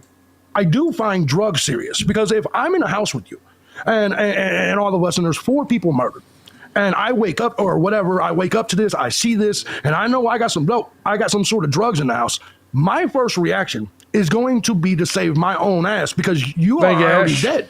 There's nothing I could do for you at this point. You know what I'm saying? So I might as well not go down with the ship. Does that make sense? Yeah, I agree with that. And obviously, I can't comment too much because I know the laws are very different in the US with respect of drinking and the ages and things like that. But yeah, is it? I think so. You know, we can. I'm not sure thought it was a how prank. old you even have to be over. I think you so. don't have to Possibly be 18 too. in the UK to drink. 18 in the UK. At home. Boy, UK be having some little young drunk motherfuckers, don't they? The UK be having some little young drunk motherfuckers. Sorry, eating and voice text don't mix. I apologize. You was sitting there, them guys. I told y'all about them fucking snack cakes. Here you are trying to talk text in my chat room, and the guy and the fucking Twinkie just. You know what? I told y'all, man. Told y'all. I've been trying to tell y'all. There you go. UK is 18, I think. That's okay. Yeah, that's crazy. That's young as shit. I think you could drink in your own home at 16. I have a friend that. Shit. Yeah, Later on, over there. No. Oh, he is 21. Yeah, I think even, like if you go out to a meal at a pub, Brent I think, Turvey. like a 16-year-old can have a drink with a meal. Blurry Face is saying order from Hitler on vague expert testimony. He said defense expert Brent Turvey is going to claim that there's evidence of a cleanup. So that it was in the documents. Or my microphone stayed on a second and typed out everything I said. Everything JB was saying. I hear you there. Yeah. But there you go. So there's a lot of law differences between Lily. the UK and the US. But I know that, you know, Hey, with you're a respect, if they beautiful were off the beast. fucking Thank head you, on thank you, something, devil woman. Yeah, there is obviously reasons why they'd perhaps think we need to at least delay law enforcement getting in there. Thank you, devil woman. Do also have to throw this sorority situation in the mix as well, because it seems that there seems to be a bit of a rule that if something hits the fan, then you speak to them first. Okay.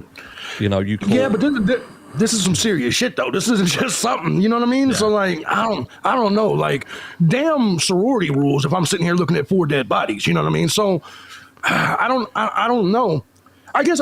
Well, to be fair, I always call her, her husband's not quite named Hitler, but I call him that. It's kind of a intimate thing. I love your collabs with Harsh. Hope you continue to do so.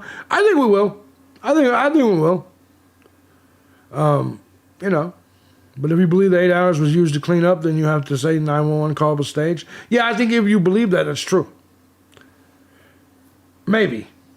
Yeah, no, I can agree with that, actually. No, I think you're right. I think simple logic says if the 8 hours was used to do anything, clean up, get rid of shit, then I do think that the call would have at least been rehearsed, getting our story straight. So it would have been staged, I mean, by definition. guess we got to start off with when we're talking about, because obviously a lot of this is based on the words of the survivors and then ultimately the people that came later. So just starting with Dylan and Bethany. I think Bethany is a lot less in the know than Dylan. Obviously, Dylan was there. Dylan apparently saw him. Do you believe Dylan's story that you read her statement that we know of? I mean, obviously, there's probably a lot to her statements that we don't know of. Starting, I mean, if you just look at the beginning stages where she talked about frozen shock phase, none of us believed that shit 2 years ago. What about what's a felony now, Paco? No. I don't believe them. There's so many problems with their entire story and the fact that man? You know this door opened, the door closed. I believe that I believe that Steve Gonsalves was probably told that door was shut.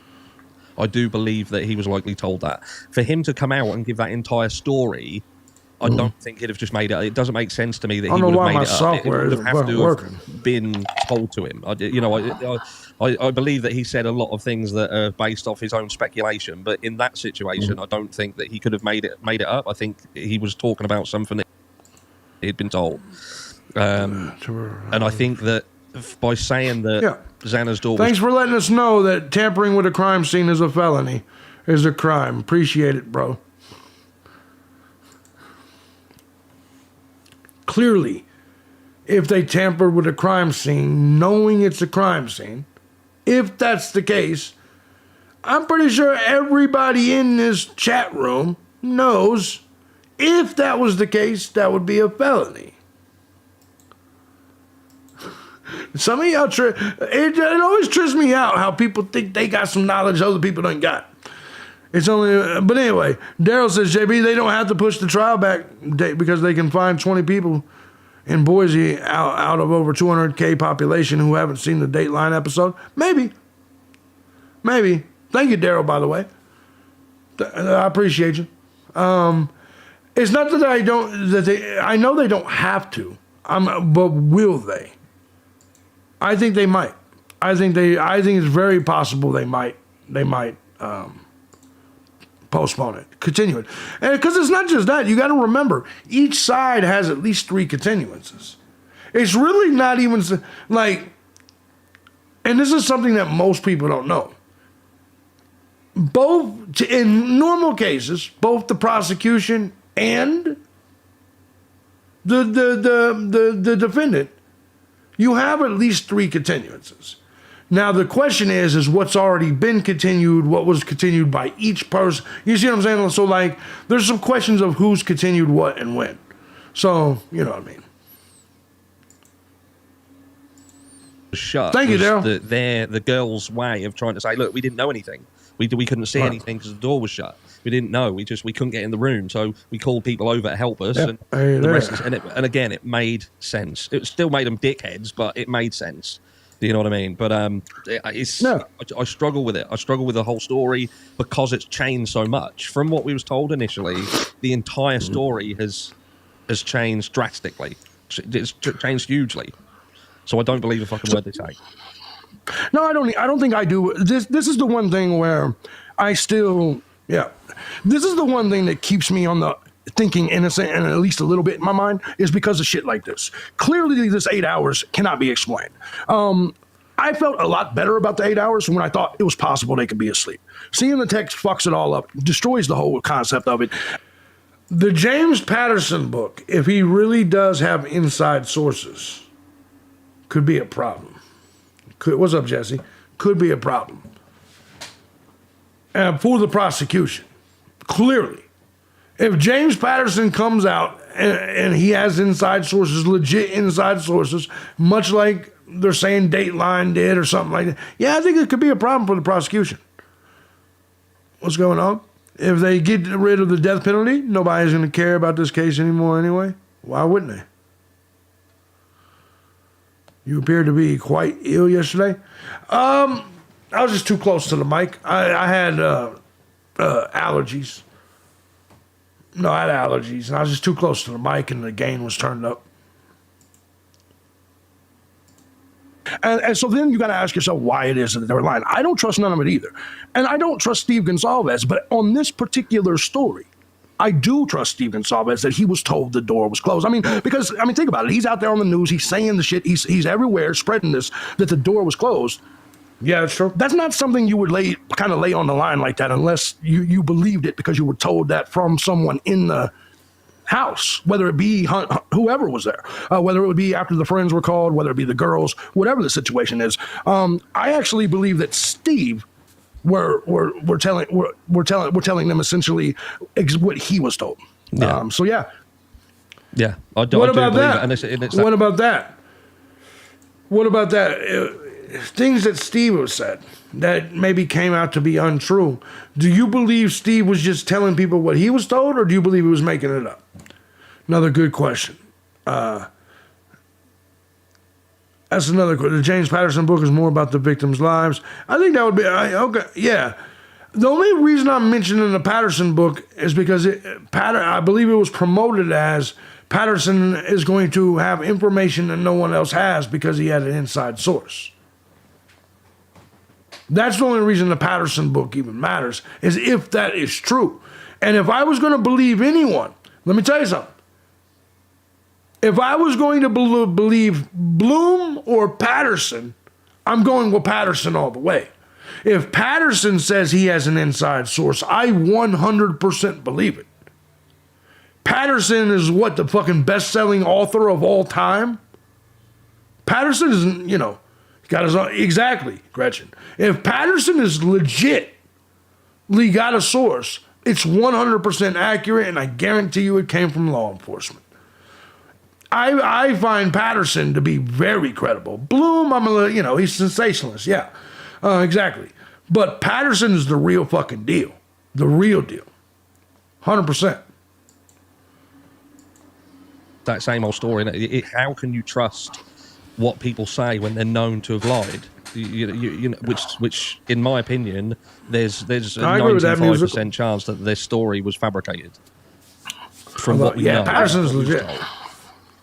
I think so, and I think what's making this so difficult for all of us is that we've heard so many fabricated stories, not just from the people involved, but the people covering the case, man. Yeah, and that's what's ironic is that's how I got into Patterson, was being locked up. Kohlberger's probably reading Patterson right now. Kohlberger's probably reading Patterson right now, or Robin Cook. Y'all don't know nothing about Robin Cook. Ah, man. Good times. James Crichton. That's right. All right, let's get. I think this is my problem with the gag order, is that there's so much, and ultimately this is why I think Brian Kohlberger cannot get a fair trial. It's because people like you and me, who's covered this case every day for 3 years, we don't even fucking know. No. We have no fuck. You know what I mean? If we don't know, and the other content creators don't know, the people that are literally researching everything we can, reading every single document. Yeah, exactly. Know, imagine being. When I said Crichton, somebody said Jurassic Park. There you go. Or Michael Brown. You know who Michael Brown is? A civilian out there called to the jury or just watching the mainstream media. Maybe they are only watching Nightline or Dateline or whatever the hell it's called. You got to imagine those people have to be even more confused than we are. And I know I'm confused as shit. This whole case is one of the weirdest ones I've ever seen. Yeah, I agree. And that, I think that 8 hours is always going to be. That's how I know a motherfucker reads. When I said, no, I know who Dan Brown is. I know exactly who you're talking about when you say Dan Brown. You're talking about Dan Brown, the Angels and Demons, shit. I know you're talking about when you say Dan Brown. A bone of contention for many, many people, however this ends. Da Vinci Code, yeah. Obviously, it's very, very clear that there is a degree of protection around these girls. YouTubers get paid for this? The judge has put some... Say YouTubers get paid for this? I'm not sure you know what grifting means, sir. Robin Cook, Coleman, yeah. I'm not sure you know what grifting means. And I always find it amazing when people get mad because so I'm just supposed to give you my time for free? Horse is supposed to just give you his time for free? All the other entertainers and all the other people are supposed to do it for free as well? Just curious. Define grifting. Oh, you say you're agreeing. Okay, cool. Okay, all right, cool. All right. All right, let me update my shit here. Now it's got me thinking about my monies. Feel free to help the grift. If you guys, yeah, feel free to help the grift. I want to know why none of these fools ran out of the house and up the street. I agree. Form of protective bubble around them, so we're never ever going to see them pulled up for anything. You know, Yeah, but yeah, exactly They may with get Dan Brown. questioned. Some of I them know should be they're paying not, us it to doesn't seem watch, like they're JB. actually attending the court, I but agree. they're going to be on Zoom, aren't they? So, Oh, they're testifying. You know that, right? Yeah, I mean, that's another question that's out there. yeah. Yeah. Yeah. Because there's so many people that's like, so many people took that. No, I wasn't there. Maybe his name wasn't Michael Brown. Hold on.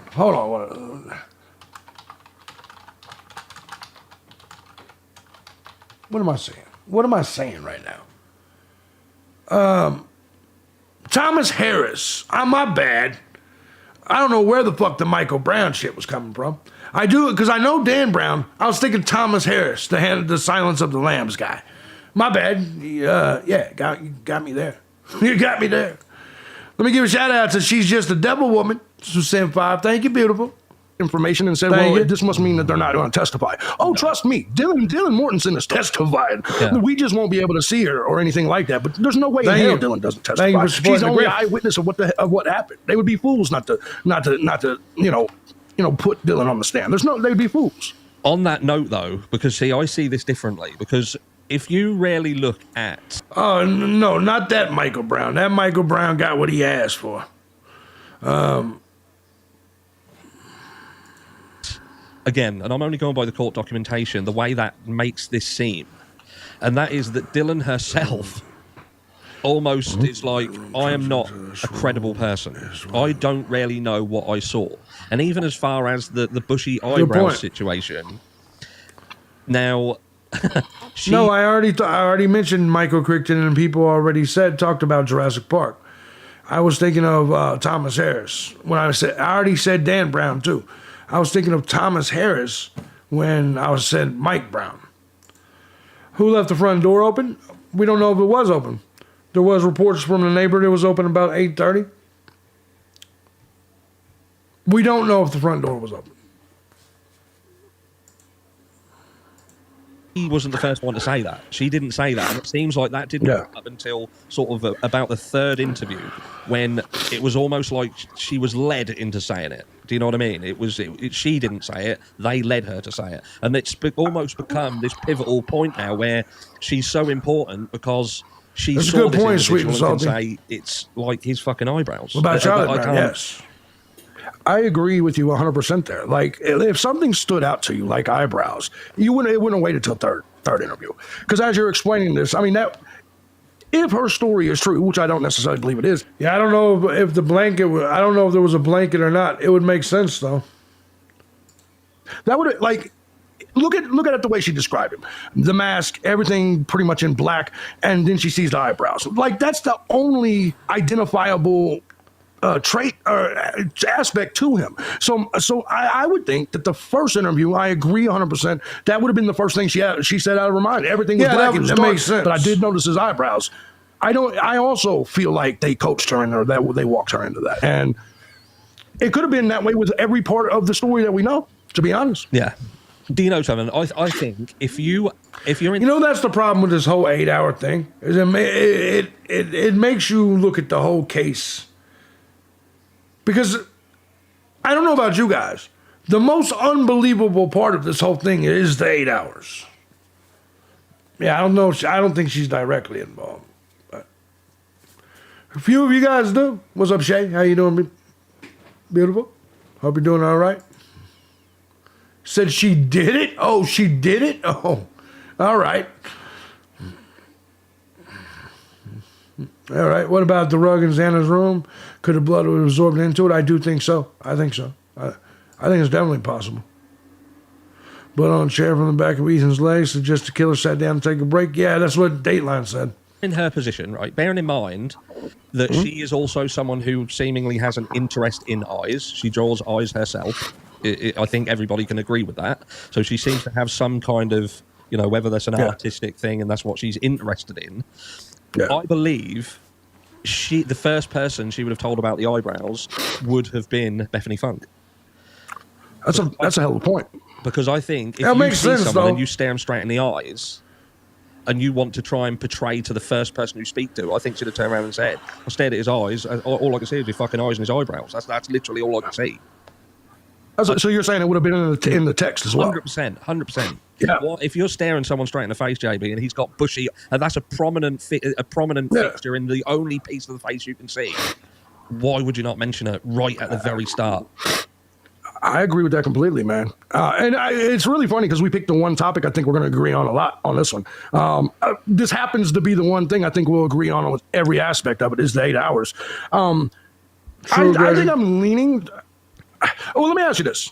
Let's say there's some bullshit going on. What do you think it is? Like, what is your gut feel? Like, if you had, once again, we're going to go back to what I said last time. If you had to bet the farm on this, walk me through the 8 hours, or walk me through the murders happen, and then what do the two do?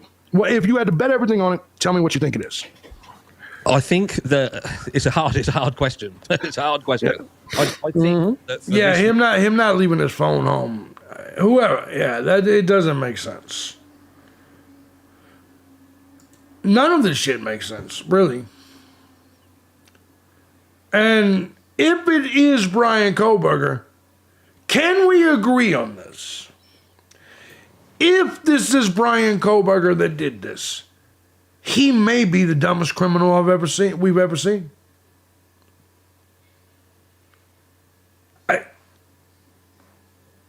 Because think about how much shit they've lined up.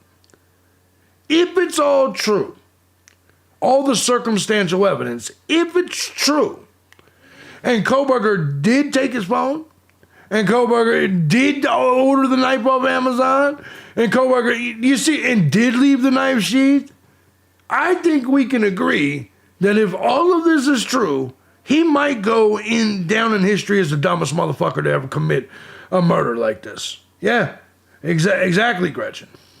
Something like I still can't fathom it every time I think about it. How someone, it's the only thing still in my mind. Like, come on, man. There's no way there's no way. Same level IQ as Paco. Yes, there's no way that he was this fucking stupid. It's the only thing still, going around my head. It's just no way. But chances are, maybe it's just that, man. Bessie Ross says, how do you know he didn't want to get caught to be a famous serial killer like Bundy? I mean, that's just, you can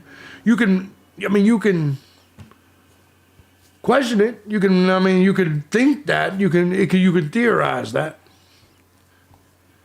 That can be done and what has been done. Yeah, no, that's true. I mean, that's the only other option is that he wanted to get caught. I don't really believe that to be the case, though. Why would you, if he wanted to be a serial killer, why would you want to get caught, before you start serial killing? Paco says, what would be the motive? You don't even know these people. I can't stand this fucking faggot. Listen, Paco. Nobody is saying that anyone knows them. We don't know the motive. We don't know the motive of anybody that may have done it at all.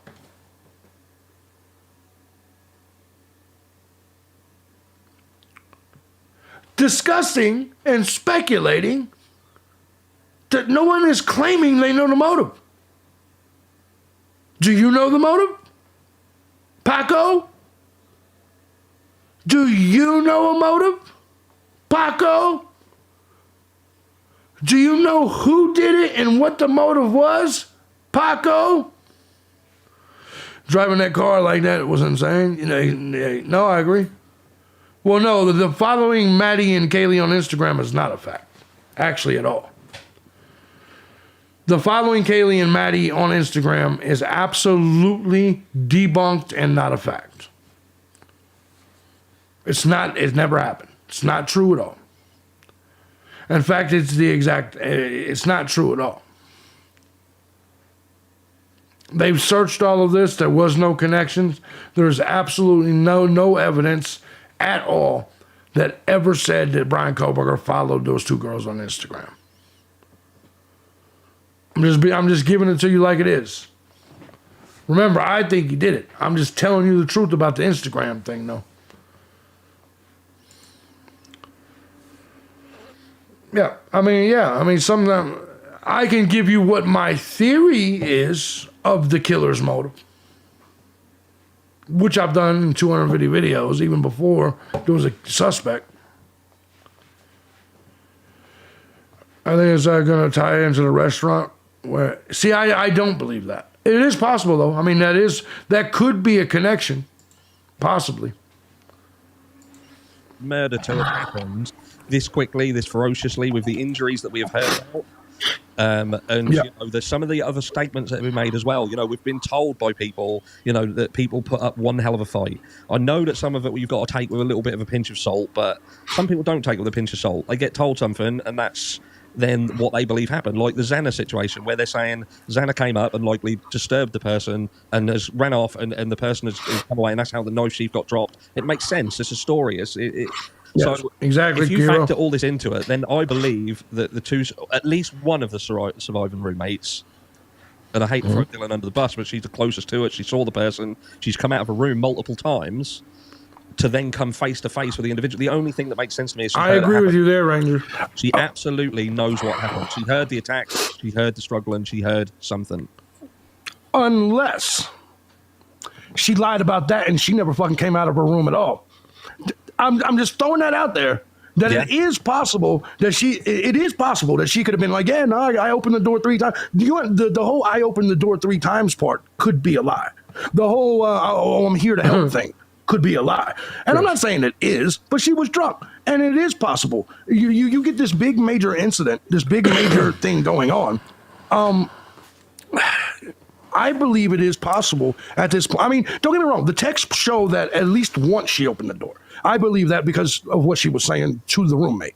But I think that the story that we got of the multiple opens the doors, the dog barking, she thinks he's playing with the dog, the I'm here to help you. That's another thing. Entire, you see what I'm saying? Like, that's another thing. And listen, I don't know.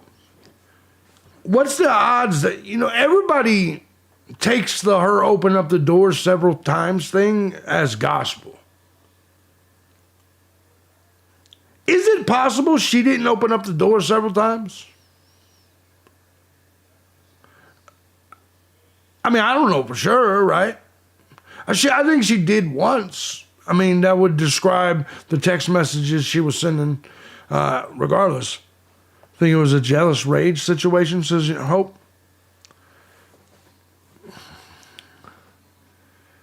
It could be.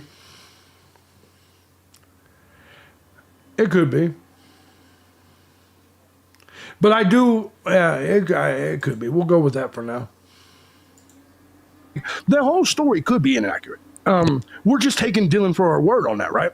Yeah, I think though that when she talks about the fact that she thought she heard someone say, "I'm here to help," even that statement, "I'm here to help," and I'll come back to that in a second. And the fact that she says, "I think that she was playing with a dog," that is almost like I heard something, but she's trying to excuse the reason for not doing anything. Like to say, I heard something, but I just thought she was playing with the dog. And then I heard something about here to help. That's almost like she's saying, well, I didn't think I needed to go out because someone else was fucking helping. Do you know what I mean? It's almost like that. Exactly, Giro. I'm not guilty of anything because I just thought this and I thought someone else. It's almost like it was an excuse. I heard something and that's an excuse. And it's an excuse made by someone who perhaps isn't the best person at making up fucking excuses because it sounds a bit odd. 1,000% I agree with that. So now let's look at this other thing. If the Dateline story is true and Koberger chased Xana from upstairs, wouldn't that completely destroy the whole I'm here to help? Because think about it. You think he's going to chase the chick downstairs and then be like, hey, and then casually and calmly say because at this point, if Xana saw what she saw, if the story is true, I do need allergy med. But anyways, if she went upstairs and she happened to see Koberger, or whoever it was, I'm not going to say Koberger, just whoever it was, and she did decide, according to Dateline, to run down the stairs and he chased her, the whole I'm here to help thing doesn't make sense anymore at all. Because if I'm chasing you down the stairs and you just saw me in the room where them girls are, it's clear I'm not here to help. You see what I'm saying? Like, the sentence doesn't make sense to me anyway. Does it fit for you in that scenario or what? There was just You see, I don't. purpose of one person. I could see someone. Well, that's easy. That's easy. Why chase someone if you're there with a purpose to kill one person? Is that a real question you just asked? Hold on, let me check and see your hotness level before I fucking let me. Anyways, the answer is because you don't leave any witnesses. If I had just killed 4 people, I would. Let me tell you something. And I saw any witnesses, I would have killed every witness there. The dog, the baby's cousin. I would have killed everybody in the room if I had just killed anybody and there was any witnesses. Even people that couldn't talk, I don't care. Police may have technology to read their brain. No, I'm killing everybody in that situation. Everybody. Every living being, including the plants, I'm killing before I leave the house. So that's why it could have been. You know what I mean? To make sense. Well, no, hey, it's the way it works. You don't leave people to tell on you and shit. You don't leave shit. Yeah, even the plants. If you got a gerbil, his ass is hit. I'm not taking no chance. Because I would look at it like, let's look at, she walks up the stairs, but she doesn't see everything. Well, the only answer to that, Kimberly, would be, the only answer to why Dylan is still alive is because it would be if Brian happened to not see her. That's the only potential answer. She walks up the stairs and she sees someone in the room. They hear her and turn to her, and she fucking backs off and starts walking away. And they're like, whoa, I'm here to help. I'm here to help you. Do you know what I mean? And then she can't. Does she then? I agree. And that gives them the opportunity to then grab hold of her. There is events that. I mean, yeah, or she lied. Of course. You're back to about what? What does Dylan and Bethany hear? What do they hear? Oh, and yeah. I think That's potentially a lie. Here. What did the people inside the house? Because ultimately, you've got 4 people who died, so they're not going to tell you a fucking thing, are they? The only people who survived this is Dylan Mortensen and Bethany Funk, and we know that their story has fucking problems. Question. Now, this is something I genuinely don't remember. Going back to the documents and the text messages, who reached out to who first, Dylan or Bethany? I don't remember. I'll be right back. Dylan messaged Bethany first, from what you can see in the court documentation. Now, whether there is things that we haven't seen, I don't believe that we've seen everything. I believe that there's likely going to be some communication that is covered by the gag order. I do believe that. I think that makes sense. When you read it, there's certain elements of it that seem a little bit omitted. Like there's just things that need to be added to it for some more context. But I could be wrong. But from the court documentation, it was Dylan who reached out to Bethany first, which I do find problematic because all you're then doing is Bethany Funk has got secondhand information. And I wonder whether that is why Bethany Funk has never been included in the PCA, for instance. Because the reality is she didn't hear nothing, she didn't see anything. The only information that she has got is what she was told by Dylan Mortensen, which again is problematic if you factor in they heard this, they heard that, or, coming out of the room and having a shout. Let's not forget, at one point, she shouted out, "Shut the fuck up." Do you know what I mean? Which, again, they come from News Nation, so what's that, 50-50 per chance of fucking right? Yeah. Who fucking knows? So when I look at the timeline, I'm not one of the people that believe it happened at a different timeline. I'm one of the people that believe it happened pretty much right then. I mean, I guess anything's possible. But so if we're looking at this exact timeline, I still struggle on the thing that gets me the most about the 8 hours is that Dylan's still alive. I'm just saying. That is the number one question I have about the 8 hours period is why is Dylan still alive? Why is the story that she saw the killer, and apparently this killer who had all this planned out knew she lived there, but killed all these other people and walked right by her in that small corridor and didn't kill her, but she saw enough to see his eyebrows. That is a fucking problem for me. You know what I'm saying? Like, because I mean, they're not going to leave a witness purposely. And I know there's a lot of people that are saying, well, he might have been worn out or whatever the case. No. I don't give a damn how tired I am. You understand what I'm saying? If there is someone in this house that can identify me in any way, they're dead. Yeah. I'm not leaving the house until they're dead. And I agree. I agree with that 100%. And let's not forget that there was a point where they were approximately 3 feet apart. What people have got to understand, and they could have kissed each other on the forehead on the way out. You know what I mean? It's that's close. You've also got to think it ain't standing in the dark either. You know, unless it's going to be standing like she's on fucking stage with a spotlight on her.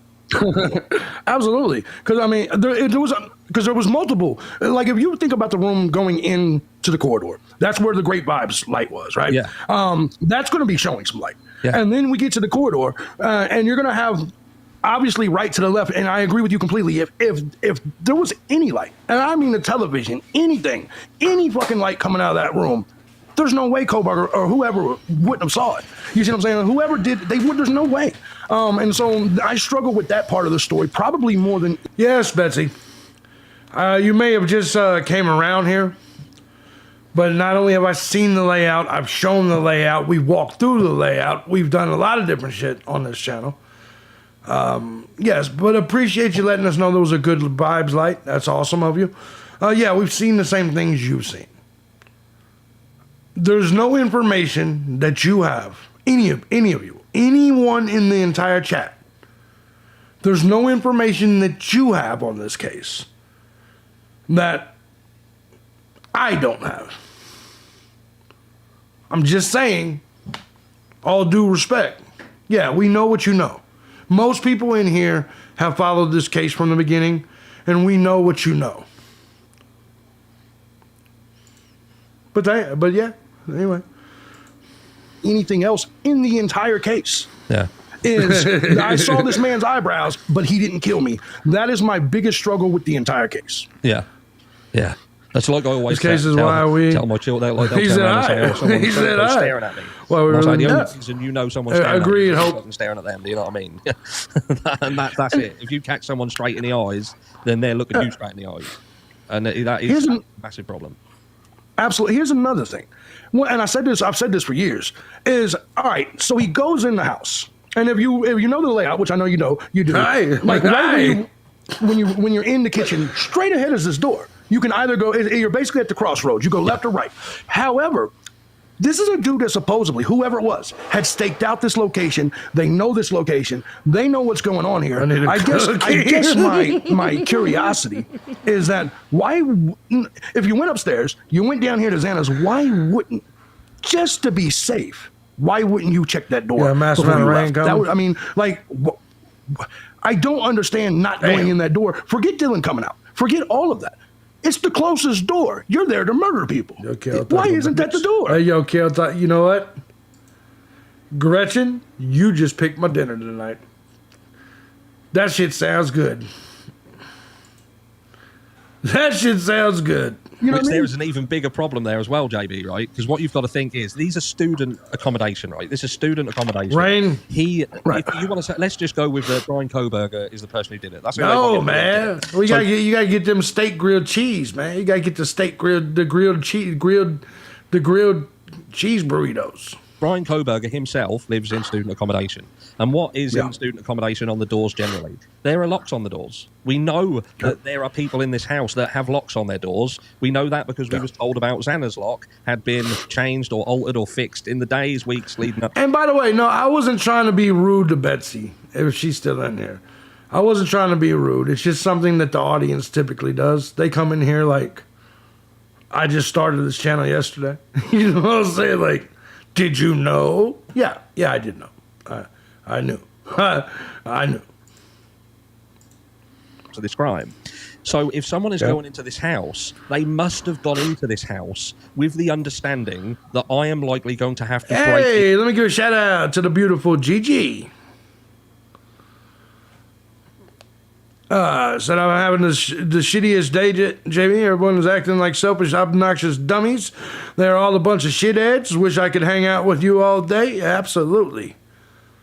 Absolutely. Said, love you. Hope you stream tonight. I need it. I will be streaming tonight. Absolutely. I will be streaming tonight on the Gun Show channel. So thank you to Gigi. Thank you, Gigi. Okay, thank you. I hear you, Betsy. You know what? Sometimes I do read it from that. I appreciate it. Thank you, Gigi. Into the doors. Is that not right? Would you say that? That makes sense. I mean, yeah. No, I especially if it's someone familiar with that type of shit. Yeah, I mean, that's the first time I've had to think about it. So, yeah, I didn't think about the fact that whoever did it, they would have had foreknowledge that there was locks on the doors. I never thought about that this entire time till now. Yeah, you have to have factored in. You know, if you're somebody who's looking to go into this house, even if you want to say that, you know, that he was surveilling the house, even if we want to go down the Gilters sort of channel of saying, look, it's to do with Idaho law, the terminology, verbiage that they use is different. So he wasn't stalking, but he was surveilling the house. Well, he knew it was fucking full of kids then. He knew it was full of students, and therefore he must have gone into that property with prior understanding that the likelihood is that there was individual locks on them doors. Now, he could have known that the outside door was broken, or it didn't fucking lock, or it weren't locked. It's possible. Yeah. Possible. You still got to get fucking close enough to know, and you've still got to foresee that you may have to fucking get a crowbar and break that door open. How would the person know that even the external door isn't Yeah, the locked? Lucas Anderson case was crazy. Have to know that, or expect to have to break in. And This may be one point. Hey, let me give a shout out to Shepard, who sent 10. Thank you so much. Thank you, Shepard. Appreciate you. The people that like blame like the roommates have, because when I'm sitting here listening to you, I'm thinking to myself, yeah, how the hell didn't he? I mean, we're talking about everything, the sliding door, everything. How did, like, that just seems so risky on a Saturday night. There's cars all over the damn, driveway. Thank you, y'all call them car parks or whatever, right? Yeah. There's cars all over the place, and clearly he saw DoorDash come, so he knows people's. I mean, there's no way he didn't see that. There's no way. I don't believe that at all. Honestly, how did he know that the sliding door was going to be unlocked? Did he have foreknowledge of that? Had he been there before? Did somebody inside the house tell him? Then you got to. Now you've made me think of something I never even thought of. Is how in the hell did he anticipate getting into each individual? Bro, that seems like a lot of work to kill one. They talk about the Maddie being the target or whoever. That seems like a lot of work to kill one person. Yeah. That you don't know, that you never met. You know what I mean? Like, that's some shit I would do to, like... Go ahead and let me finish it. Ex-wife or some shit. And that's a hell of a point. That is a lot of work to do. That's a lot of unknowns to do. For what? I mean, when you really think about all the cars in the parking lot, driveway. Think about DoorDash was just there. Think about all that shit. Potentially locked doors on the rooms themselves. Maybe the sliding door was locked. That's a lot of work. Whoever did it, whether it's Koberger, whether it's whoever, that's a lot of work to do. Unless you really wanted to kill a motherfucker, right? That's why I said I could see it like it was my ex-wife or something. The point of it, like, you gotta really fucking hate men that watch women undress graduate to this crap. Well, shit, what do you mean? What? I've been watching women undress all my fucking life. Whoa, we need to discuss that.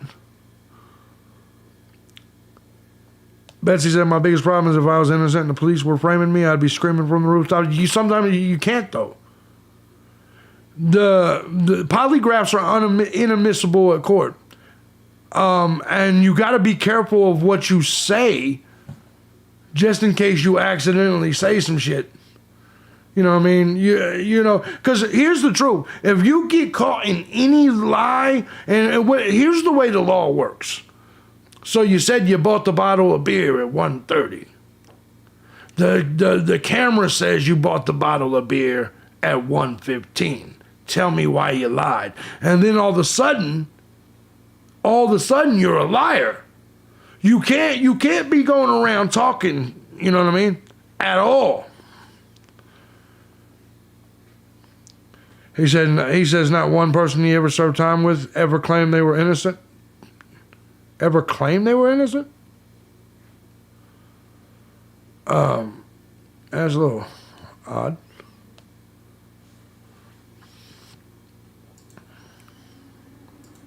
I'm saying like not technically. I'm just saying someone that you're close with, someone that's really fucked with you. I mean, if it's true that they didn't have a connection, it just seems like a lot of work to kill somebody. Right, exactly. There's a lot of risk there. There's a fucking lot of risk.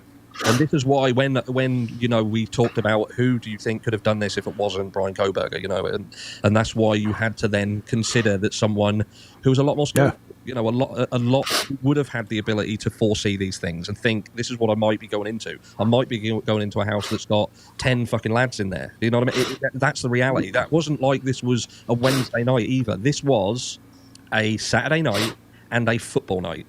Yeah, exactly. This was a house that was renowned for having multiple people inside it, and that element. That's rule number one, man. And here's what I would look. By the way, I'm a Blue Lives Matter type of guy, right? Like I respect the game, but let me explain something to you. There's a rule: you don't talk to the cops about shit. If the police knocked on my door right now, I would not answer that. Why would I? You think they're there to hand me a cookie and shit? You think they're there to hand me a cookie? That's the number one rule you learn. You don't ever talk to them, particularly without a lawyer. And even then, you don't talk to them. For any reason.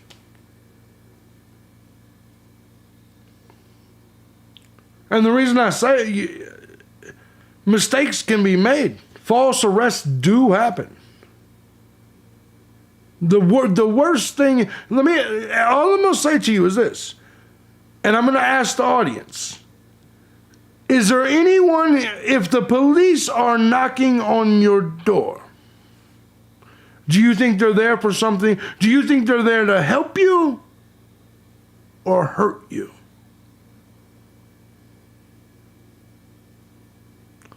If they're knocking on your door, what are the chances? What's up, Katie? How you doing, beautiful? What are the chances? If the police are knocking on your door, is it to hurt you or to help you?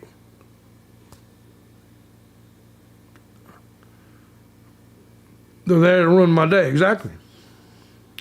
It's just, I'm a normal motherfucker and I've been in jail twice for crimes I didn't commit. There you go, Mountain Man. And that's the thing that that's the question you gotta ask. It's always an investigation of some sort. Even if they're coming to tell you some bad news like your husband got killed. If they are coming to your house and knocking on your door, they are coming typically for a bad situation. It's not like they're coming to invite you to a picnic. It's not like they're coming to say, hey, I got some good news. You just won the police random lottery, and here's your $500,000. There's never anything that they're saying, typically, that's good. Typically. Yeah, I'm not talking to him. You talk to my lawyer. I ain't talking to him. About the doors could have potentially all been locked in there. That adds another layer of complication to it that he would have had to have set himself up for. Even if it is something as much as walking in the house with a crowbar as well. Crowbar in one hand and the K-bar in the other one, which then leads you to think... That's too much shit. Yeah, do you know what I mean? Way too much shit. There's a lot of fucking issues. Unless he's just planning on walking in that house and kicking the door in, saying, I'm going to walk in there and boot the door open, which raises the same question you just did. And if that's what he's going to do, then why would he just not kick the door in of the person who's just stared him straight in the face? Because he was going to go in there and kick the doors open anyway. That's a perfect point. By the way, sorry for sniffing, man. I got allergies, bro. No, it's crazy right now. But anyways, I think, do I sound better with the mic way away? Because once I heard that shit, I was like, yeah, I got to fix that shit.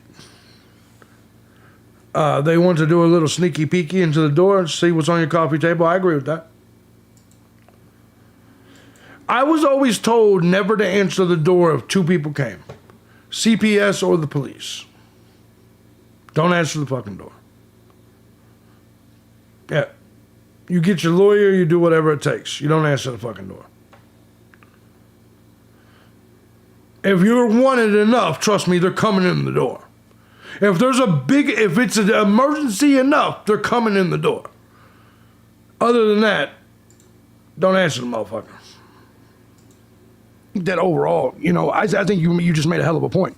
And then once again, this thing is so Agreed, convoluted. They're talking about consistently, like people are talking about he has a vacuum. I still don't understand carrying the knife sheath. No. Why that thing is not belted? I mean, anyone that's ever had or carried a knife would agree immediately it doesn't make sense. And when we're talking about a knife sheath as big as a K-bar knife sheath. Yeah. Like that's not something you just walk in, prance in, and carry. I know last time that you said that that you believe that he may have wanted. Was it you that said you believed he may have wanted to leave that as a trophy, or was that you? No, I think there's a lot of people who say that around the community, isn't it? A lot of people will turn around and say that it was purposefully left there, which there's no way, shape, or form that I don't think anybody went in there and purposefully left a fucking knife sheath. You know what I mean? That was one of the things what mainstream media had said, about he purposefully wanted to, leave someone behind. I just don't get it. And you've also got to think, if someone's just say you've driven to this place, right? Just say it's the Brian Koberger theory. Then he's driven his car, he's driven it around this estate, gone. He's got the K-bar in his hand. Why would you just draw the K-bar out of the sheath? I don't know if he was wearing that car. Yeah, I don't know if he was wearing a Michael Myers jumpsuit or not. A lot of people, it's definitely been part of the lure that we've had around here for some time. And I agree the DNA doesn't necessarily put him at the scene. That would seem way more logical. That would seem way more logical. To be perfectly, it's too much. And by the way, there's going to be the bootlickers that'll say, if you haven't done nothing wrong, then why are you worried? Because I might get set up. Or they might suspect me of some shit I didn't do and I ain't trying to deal with the shit. It's the same people that are okay, like with your privacy being violated. If you're not doing nothing wrong, why do you care? Well, I'm not doing nothing wrong when I take a shit either. I still want privacy. It's the same fucking thing. It's the exact same logic. I know that it's going to be an inconvenience. Even if I'm completely innocent and never did nothing wrong. I don't want to be inconvenienced by you. I don't answer my door to anybody, by the way. Nobody. Because we've seen this shit before. Yeah, exactly. I don't like to be inconvenienced. I don't give a shit if they knock on my door and I know I haven't done nothing wrong. I don't want to be inconvenienced by having this conversation with you. To carry in all of this shit, like everything, and this also had credence to the people that believe it was more than one person. Yeah. When the more I think about this, like there's just too much weird shit. There's just too much convoluted shit. I mean, all the way from the stories to just simply. The knife sheath itself doesn't make sense. And we start there, but the calls doesn't make sense. The 8 hours doesn't make sense. But what do you do? Like at this point in time, when you're trying to put together a timeline and you're trying to, trying to look at it all, and then you're realizing 8 hours exists, to go back to that, the question still has to be why. At the end of the day, so Koberger or whoever was there, came in, did his thing, whether it was one person, 2 people, 3 people, 4 people, doesn't matter. Fast forward into after that, nothing after that makes any sense at all. Going from the text message, the initial text messages do, the scared run down here, those text messages make sense. And if everything's on the up and up, the phone call makes sense. Hell, I don't even just answer random texts and shit often. Like you guys, a lot of you guys already have my number, and when you just randomly text, my first thing is name, picture, I need a name, picture, screen name, and nude. And once they send me all 4 pieces of identification, name, screen name, picture, and nude. It could be asshole, it could be front shot, I don't care. Once I get all 4 of those things, then I'm like, because they're like, is this JB? Is this Gunner? Name, nude, picture, screen name. Once they achieve all four of those, once they confirm all four of those things, then I'm like, yeah, this is JB. Yeah, age, sex, location, yes. But those two things together, pushed 8 hours apart, does not make sense. No. Because if you were that panicked when you were texting, and now you're that panicked on the phone call, why the fuck wasn't you that panicked for the 8 hours? Like, I'm confused by all of this. Because even the text messages to the victims, they didn't seem Stood silent. It might be concerning, but not. That is possible that the standing silent is Ann Taylor's signature move. Like, answer me now, bitch. Answer me right now. You know what I'm saying? Like, if I was that panicked and I'd seen it, I'd be cussing the person out. Wake the fuck up, answer me now. And I'd be calling them nonstop and then texting them. And I'd be making my message sound important, like urgent, right? Yeah. You've just got, even if you slow the situation down, right, and you just say to yourself, okay, they heard something, or Dylan Mortensen hears something, she sees something, she gets freaked out, and she messages Bethany Funk, she messages her, and it gets to the point where Bethany said, look, come to me. You know, it's better than being on your own. Come Andy says, no peeps in my phone. No peeps in whose phone? Your phone? I was about to say, don't get it twisted, because I'll put my phone number in here right now, and at least 3 will contact with all the things I just mentioned. to me. Yeah. She then goes to her, what do they fucking talk about? What the fuck do they talk about when they get in the same room together? Surely this is going to be a continuation. Obviously, we're not going to ever know that conversation because they're no longer on the text together. But that conversation, what people tend to forget is that conversation must have continued and it must have gone somewhere. Where did it go? Yeah. Where did it go? Because I'm not seems bullshitting. that it went to fucking nowhere. It went to the point where they just ended up going on social media, potentially messaging people, ringing their parents, you know, doing a fucking job application, for fuck's sake. I don't know what that's all about, but but you know what I mean? But it didn't go down the route of law enforcement. And then law enforcement ended up being called, and we still have this situation where we do not know what that first domino was that triggered the 911 call. And with the door open, that's the problem. With the door open, I saw something. Well, if you remember all this time I've said, you're telling me nobody ever went to the bathroom. I've said this for years, right? You're telling me not one time did somebody go to the restroom? Because let me correct myself on this shit. No, I said I don't have no LGBT peeps in the phone. Yeah, I don't blame you there. Yeah, I do want to say this. It was brought to my attention that there was a bathroom on the first floor. That's something I actually did not know. So the part you're hearing now, if there was a bathroom on the first floor, it makes sense why they didn't come upstairs to go to the bathroom. Makes sense. remember, the initial things that we were hearing is that one of them was dead in the bathrooms, doorway. yeah. You see what I'm saying? Like, and so if you want to know the truth, I believe that they went to the bathroom, that Dylan probably, or whoever, went to the restroom. Let's see. Hold on. 1122 King Road. Floor plan. Let me see.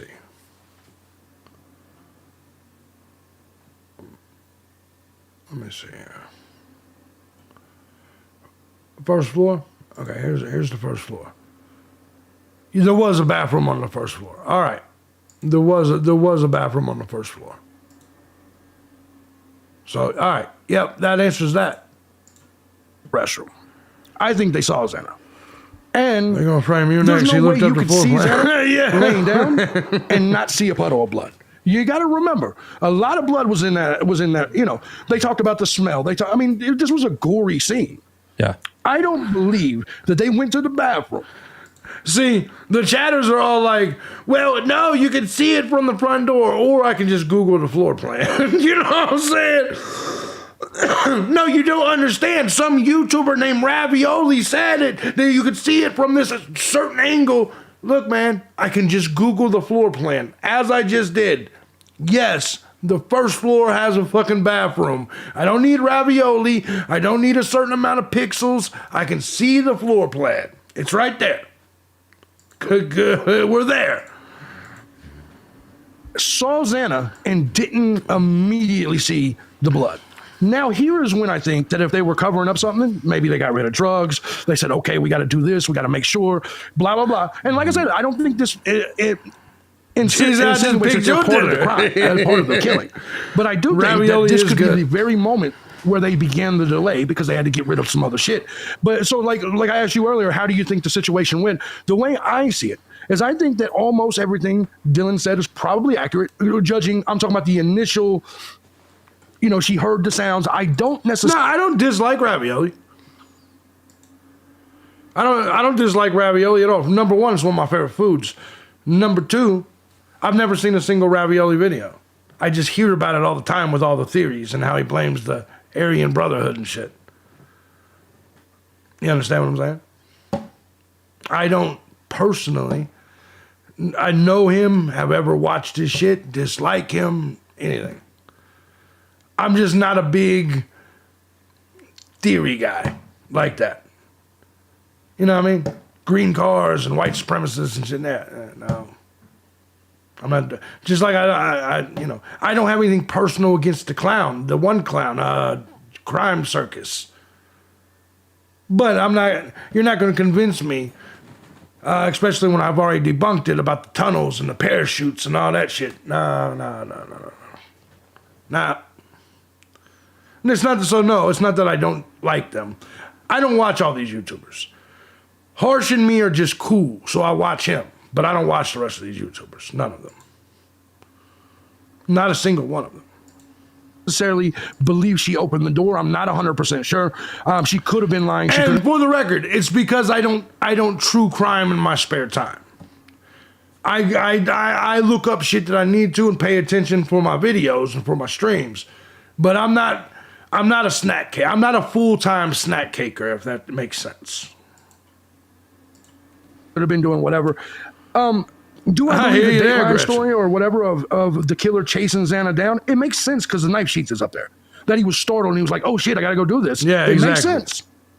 But I think that ultimately once this was all over, the killer left or killers left, whatever the case may be, that's when I believe the lying and or cleaning up of something started. In my opinion, I think that that's the only answer. I don't believe they just sat around for 8 hours being on social media and doing job applications and like, fuck it. I believe there's no way they could have done that because there's no way they didn't go check. I just don't believe they didn't go check for 8 hours. I would have believed it if she would have passed out drunk. If they were that drunk the night before and they would have went to sleep, I would have then believed they didn't go check. But since they were awake and they were already concerned, I don't believe they didn't go check or go to the bathroom. Yeah. Cosmic brownies are snack cakes. Cosmic brownies are snack cakes. Those are good, though. I don't even eat sweets, and cosmic brownies are good. Yeah. You drank before. Yeah. Who doesn't piss when they drink? Yeah, 100%. I agree. But I think we've concluded there's a lot of issues. Ravioli does sound There's good. a lot of things that we have to fill the gaps. Obviously, you're right in the fact that the Xana is catching in the act. So sort of watching thing makes this, sense, but eating a my little Debbie skepticism cake. there is that this is what media. All right. Pause the show for a second. Favorite snack. Let's pause it for a second. Favorite snack cake. Y'all ready for mine? Because I thought about it. My favorite snack cake, and I don't eat sweets that often, is a zebra cake. A zebra cake. Your favorite. Bagel bites are nice. So the Swiss roll or zebra cakes? Yeah, zebra cake. Strawberry shortcake? Oh, man, those are good. Anything strawberry shortcake is good. Strawberry shortcakes are my favorite ice creams. Like my ice cream bars, zingers. We got banana moon pies. Star Crunch. Star Crunch ain't bad. I do like Star Crunch. Chocolate eclairs, toasted tea cake, shit. Colette ain't commented the whole show. She's like, "Oh, we're talking snack cakes now." Hey, good to see you, Colette. Oh, they're the best ice cream bars. Oh yeah. Oh, the strawberry shortcake ice cream bars, and not just that. What's the chocolate version of it? Chocolate eclair? Is that what it is? Like there's the strawberry shortcake ice cream bars, and then there's the chocolate thing that version of almost. It's kind of the same thing. Deep fried ding dongs. Goddamn. Bunch of Hugh White Supreme. Thank you. Good to see you, Colette. Hope you're having a wonderful day, beautiful. Coffee cake dipped. Oh man, coffee cake is good. Yeah, coffee cake is real good. Cheesecake. Cheesecake is good. Those ice cream bars called Scooters. It's just chocolate. Chocolate eclairs, yes. Remember the Dairy Queen dilly bars? I may be old, right? I may be old as shit. The Dairy Queen dilly bars, those motherfuckers were fire too. Had a deep fried Twinkie in Vegas once. I had one of those as well. Deep fried Oreos. Shit. All the people that's not from America, they're like, hold on. These Americans are deep frying Oreos and shit. Funnel cakes. Yeah, I think those funnel cakes are doable. Reese's peanut butter. Ugh. I had a girlfriend about 5-6 girlfriends ago. We called her Reese Cup. Because all that bitch did was eat Reese Cups all day. And now I look back in shame. I look back in shame. I drank a lot back then. I drank a lot. Tends to do. You know, there's a question, and media. Second the dilly. Yeah, the dilly bar was a shit. Formulate a story that makes Dip cones at Dairy Queen was absolutely. For those who see it as a question. Right now so I'm on a kick with a HEB brand. That's not creamy, something that we've heard sherbet? in court documents. That is something that we've heard. Yeah, that's it. Okay, another thing.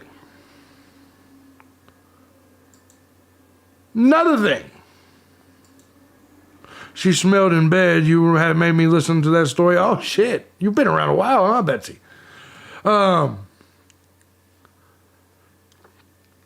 Last thing, because I'm not one of you snack cakers, and I feel bad for joining y'all on this mission.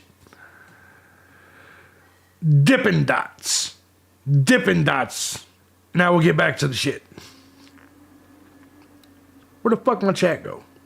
Why does it just randomly disappear? From media, so we just don't know. You know, we can only kind of factor that as a potential, but I don't trust it. I don't trust it, and I don't trust the entire fucking story. But this does lead us nicely into the first thing Stop it, Gretchen. that I want to talk about, because obviously there's a lot of things that come off the back end of that. You can afford the Dippin' conspiracy Dots. theories and things Cotton like that. candy Dippin' Dots, and yes. the first thing, All Things Silver put a comment in as we was talking, and it said other people knew what happened before the 911 call. And you know, this is something that we do need to address. GG don't like the Dippin' nicely Dot. on with. We heard early doors, that people had come forward, like WSU Kim, and had said that there were people around the town, around the university, that knew that something had happened inside that Banana house split and fruit, long before, hours before 911 call was made.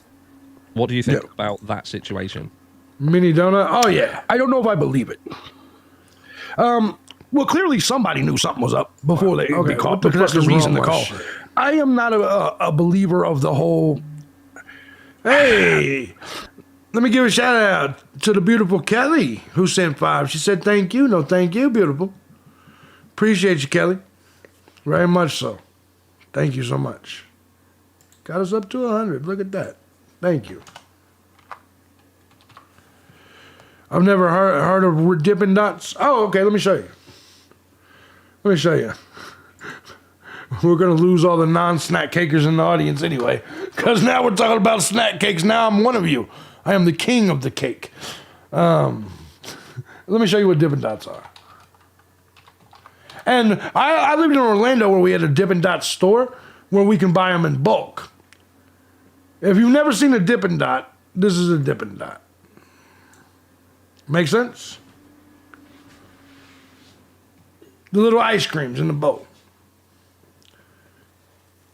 You drank the Kool-Aid. Yeah, y'all done got me. You guys got me on the snack cakes. You guys got me. You guys are, man. Now I'm all fucked up. They got me in their cult. You know, they said that the group and the kids began, grouping up at like 9. I'm not a believer that occurred, and it was. I believe there possibly, like I said before, was a cleanup of something they wanted rid of. But I'm not a believer that a whole group of people knew about it too much before the 911 call. Maybe the immediate people.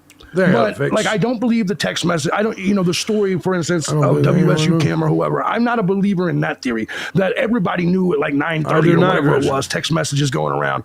I'm not a believer in that. Is that what you're asking?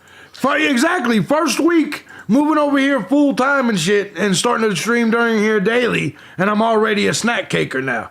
Nutty Buddies are great. I didn't think about that. First, I just got here. Because I used to treat this shit part-time. Now I'm here every day streaming with you guys, and now you guys have already got me into the snack caking. Ain't this a bitch? Ain't this a bitch? Oh, well. Hold on. Okay, where's my shit? All right, there we go. Yeah, because I think that this is where people wild rice, not gonna be delicious. get lost a little bit Cupcakes. Around it. Because, what we tend to do is we tend to listen to things that come out. Yes. And we tend to get wrapped up in things, and we... Well, I hate when you fucking women leave the United States because you're taking our treats with you. Fuck these treats. We don't want the high caloric treats. We want the American treats.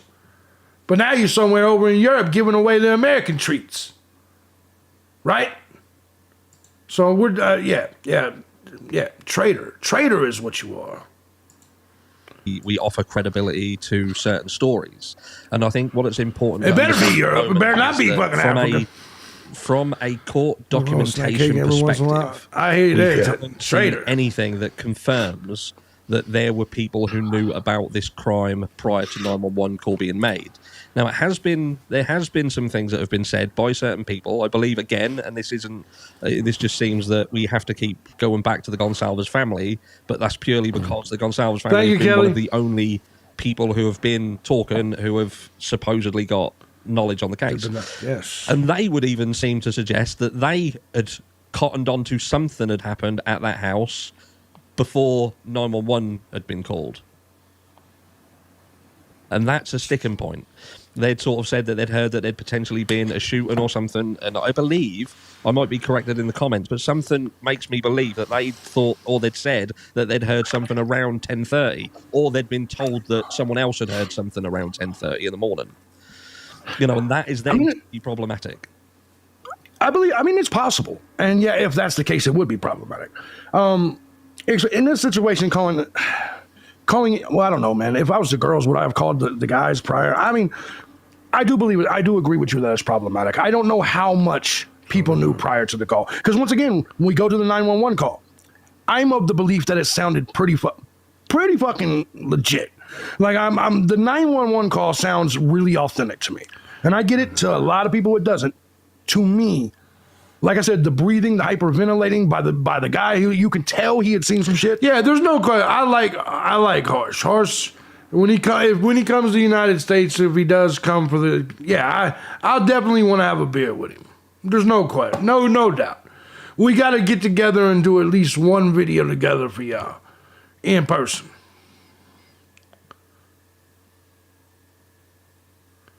Oh, okay, that's who I see you. Good job switching to Venmo. I'm not going to say your name now because I don't want to dox your name. But good job switching to Venmo. You know who I'm talking to. Good shit. Super Chat's be trying to rob a motherfucker. Him immediately jumping into man mode. I think it all seemed authentic. The girls, they sounded scared. Yeah, I don't know, man. True. You know what? That's what. I will say, I disagree with you to a degree there, and I'll tell you for why. Because I've listened, over the years, I have listened to a lot of 911 calls. You probably have as well. Yeah. Maybe we've just listened to different ones. Do you know what I mean?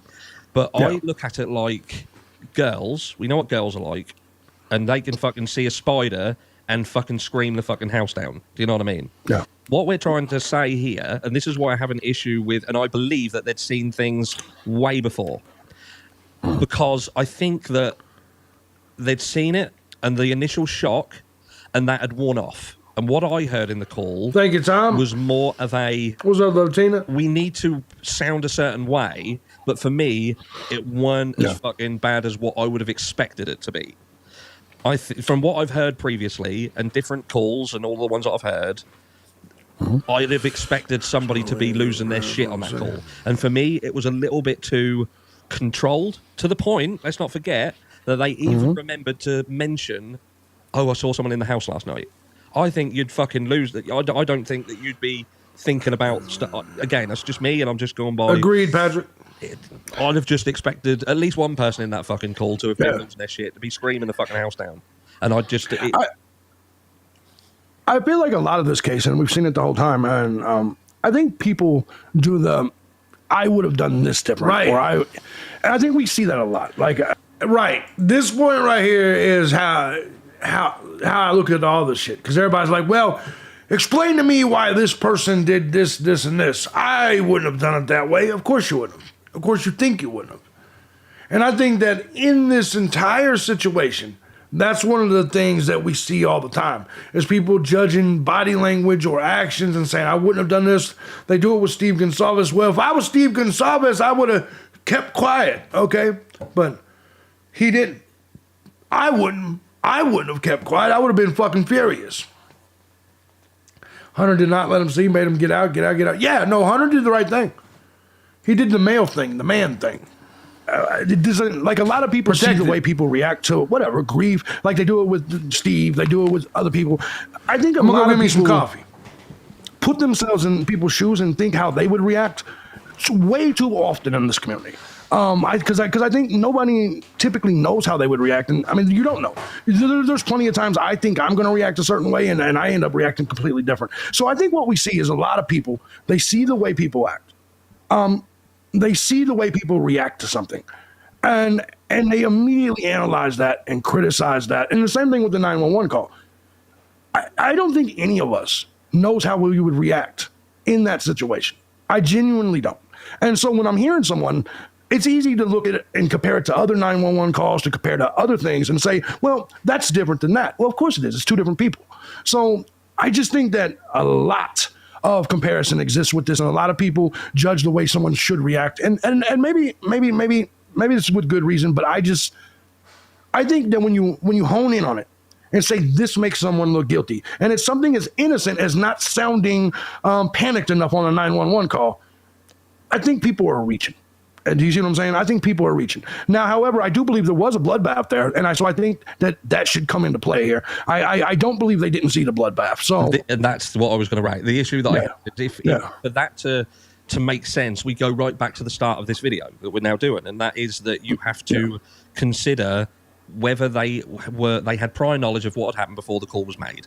And if we want to go down the route of they had no prior knowledge of what happened, you then have to ask, okay, why was 911 called then? Why was even Hunter called over in the first place? Because he weren't called over to help him open the door, because the door was open. So why was he called over? Why was he called over in the first place? Was it because they had... And this can spiral, this can snowball. Because you've got to think, so did they think that there was something that could have potentially happened, and they thought, fuck it, she didn't look very well, I'm not going out there to even check. You know, there's now fucking 8 hours later, I'm going to get someone over and they can come and have a look and make sure that what's fucking going on. absolutely. The 911 call is a problem to me purely because you're left with that same question. Did they have prior knowledge of the crime happening? If they did, then the call, in my opinion, was staged, because the call has to make you, and it was there to make you seem like you was watching people learn that knowledge in that call. Good point, Oreo. Good point. Yeah, carry on. Can I ask you, did you hear poor Kaylee in that telephone call? No. No. Okay. Just a question I had, because a lot of people have asked me that, and I even still see it in the chat room now. I personally didn't hear it, and that's why I wanted to ask you, because maybe I could have confirmation bias, right? So I didn't hear it. No, and I will say that and there's a lot of versions of that call out there now, and you know what happens when audio starts getting out into the community. It's very, very easy to be manipulated, and sadly, we've seen it. We've seen the likes of Joseph Morris fabricate audio. Where's the footage of the now the audio DoorDash driver's car arriving and leaving? And what color? Through the FOIA request. So, that's a great question.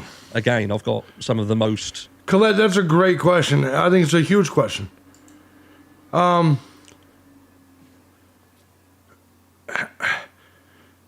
having. Do you have a twin, H? Not having. I don't understand why there's not footage. Well, you know what? Maybe they're just not showing us. But you would think that they would have passed each other something like there would be. No, I don't have a twin, Amy. You would think that there would be a situation. Like, you would think we would have some footage of it or some. We still to this day don't even know what kind of car the DoorDash driver was driving in that I know of. I haven't seen it. But I agree with you. They said they didn't see it till the second pass through. Complex and up to date audio equipment and I don't know. I don't stuff know that you can use. I can listen to it. I can break it down. I can clear it up, and I can't hear anything. I can't. So I'm not saying it doesn't exist, but what I will tell you is it doesn't exist on the recording that I have, which I was sent via a genuine FOIA request. Right. There you go. That's true, Gretchen. No, I mean, hell, I'm gonna take your word for that. So. Yeah, I didn't hear it. I just know a lot of people talk about it. A lot of people say they did. I didn't hear it, and I listened to the phone call. Probably. So you think the DoorDash car was the white car in the video? That's what you really think? I mean, well, they're entitled to it. So, although I'm living a clean and happy life on the right side, says Leanne, of the law now, I spent nearly a half century on the wrong side. I always think like a criminal would. My former associate would think, I agree with that. I agree with that. 100 times. I understand that. I didn't hear it. I can relate. I guess what I think this all boils down to is, was that door open? That has to be the question right now. Because if that door was open, I absolutely do not believe that. If the door was open, I do not believe the 911 call wasn't staged. If it was closed, then it makes sense for the reaction to be like 2 minutes. But I don't believe under any circumstances that 911 call was made without them seeing the pool of blood, all of that. If that door was open, you see what I'm saying? Like, I think that. I think that's the biggest deal of the whole 8 hours outside of the whoever walking past Dylan. Yeah, and that's how, and that's why, again, and what proves that I would go as far as to say this is what proves that 911 call was staged, and that is that if people want to believe that Steve Gonsalves was telling the truth in that interview that he did, that he explained what happened with Hunter and him coming over and trying to open the door, so on and so forth, then that 911 call was staged and Steve Gonsalves was lied to. Yeah. That is as simple as that. There is no ifs, buts, maybes. That he was lied to. He was lied to. Why would he be lied to? Because they knew that door being open threw them under the bus. Because they had prior knowledge of what had happened before that 911 call was made. So now let's ask the $1 million question. Why? Why the lies? Why the cover-up? What were they doing? Because I think our answers will be different. Because I'm going to go with the whole I got to get rid of drugs thing. Right. But so what's yours? What's your thought? Have it like this, and I will try. I'm going to do it the best case scenario. All right, because the girls do take a lot of shit. They take a lot of flack. I've given them a lot of shit, and I'll tell you what. For those of you guys out there who think that I give them a hard time and fucking crucify me, if this was my own fucking children, I would have the exact same questions, and that is. I am being brutally honest. This isn't just because it's them. I'm telling you that I would have the same questions with my own children. If they were in the same situation and they were Dylan Mortensen and Bethany Funk, I would ask them the same. But in order to be fair, I would say that this is the best case scenario. They hear some shit. She comes out of her room and she sees Xana laying there. And she goes into Bethany Funk's room. And they wind themselves down and they don't do anything. They just sit there. And then they get up the next morning, like you said, go and have a piss and realise that she's been carved up and she's laying on the floor. And she then realises, reality then sinks in and think, fuck me, when I saw her laying on the floor 8 hours ago, that's what happened to her. And that can spiral into many, many questions. Because you could have the question, was she alive? And could I have done something different and she would not be in the position she's in now? Could I have stopped something? Could I have made a different outcome somewhere, some way, shape, or form. Because she's not a fucking coroner. She ain't a fucking medical expert. It could have turned out that Xana laid there for 4 hours and bled to death. So, you know, that's best case scenario for me. Best case scenario is that she fucking then realised, that dawned on her, that when she saw her friend, her housemate, laying on the floor, that she was in a fucking muddle, and could she have changed things? I agree with you that that's best case scenario. You know, maybe when she saw her, the night before, you don't see the pool of blood. No. In daytime, you see the pool of blood. So I agree with you. I agree that is probably the best case scenario. Yeah. Worst case scenario. Well, what do you actually think happened? See, it would be unfair for me to say what I think happened, because you're just basing it off speculation. You know, I'd like to think, 100%. I would honestly like to think that is what happened, if I'm being honest. And look, we can all jump on them, we can all say that we think this could be, because the reality is, there are many versions of this that could be true, because we don't fucking know what happened. So we could throw any fucking version of events in there and it could make sense. But we both absolutely agree that they didn't have anything to do with the crime. I believe at this point in time, based on what we know. By the way, to the person that emailed me whining because I got up and went to get some coffee and things of that nature, suck my dick. You know, suck my dick. I don't give a shit.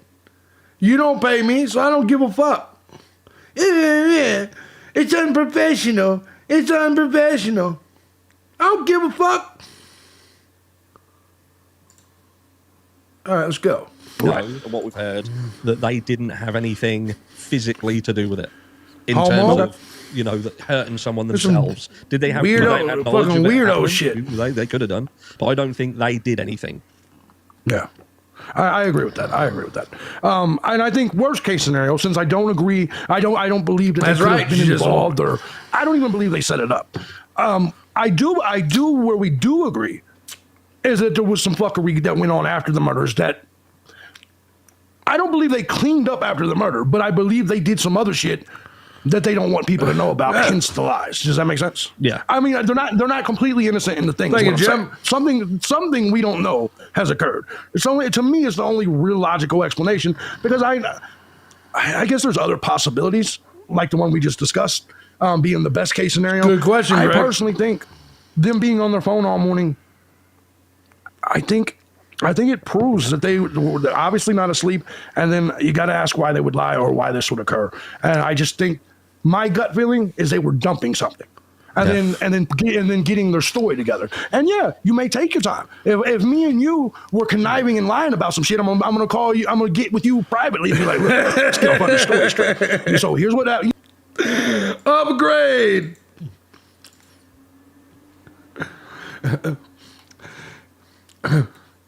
if my girl calls you, we're at the casino in where was it? Somewhere in North Carolina. If my girl calls you, at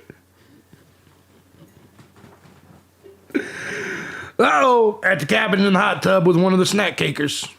That was the truth. Shit. This just reminded me of it. You know what I'm saying? Like, and everybody has done that at some point, even if when you were a kid, say, hey man, we gotta get our story straight before we get in trouble. That type of shit. I think that's a very likely scenario. But I don't think it goes any worse than that. I don't believe they were involved. No. I think the only thing I would say as a caveat to that is it's like every single version of the events around this, and that is that until we have a conclusion, you cannot 100% take anything off the table. And that's why I would say I don't believe they did. I don't believe they were involved, but there is a version of events around this that can make sense, that has them involved in some way, shape, or form. But later on, for me, at the moment, Tom, I don't. I just don't. But when it comes to universities and these kind of places, I'm also very aware that there can be powerful people. We know that there was potentially this fight that involved the frat brothers and Ethan earlier on in the evening. Could this have spiraled out of control? And they have prior knowledge of who did it and how it happened, and they know that they need to keep the fucking mouth shut. Yeah. That's possible. Yeah. Yeah, it's not really that different.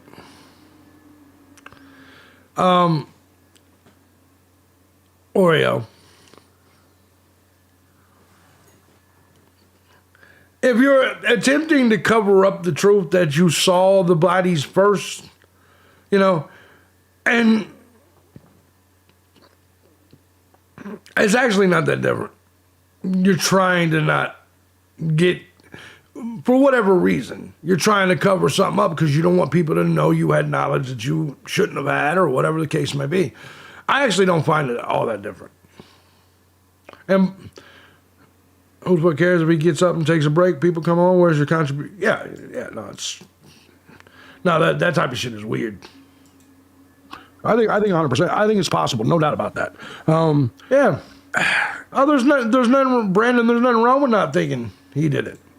I didn't think he did it for a long time either, and I'm still on the fence. I'm still 51-49. You know what I mean?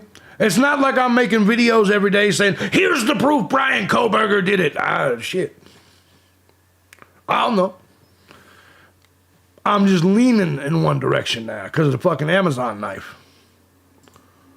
And to be perfectly honest, look, the only thing I'm 100% sure of is that Murphy didn't do it. That's literally it. That's all I got. It. You know what I'm saying? That's like, all it is. There's nothing else that I got, because this whole case, as you know, has had us like so far. Like, it's been a wild 2.5 years, hasn't it? Which is crazy how we can look at something like this and pretty much agree right down the line, and then have the last thing. And I'm sure our next debate will probably be the exact opposite of this.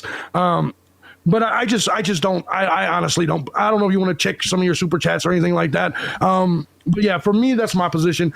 I think that your best case scenario is possible, but I still think that something underhanded happened that had nothing to do with the murders. Because them two things can go together. You know, ultimately, even my best case scenario technically still ends with what you've discussed happening. Because if you've then got that realization and you do have shit in the house, then that would be a knock-on effect of it. So, you know, my version of events don't solely end with nothing happening. That I'm just trying to get to the point where they find what has happened inside that house and prior to the 911 call.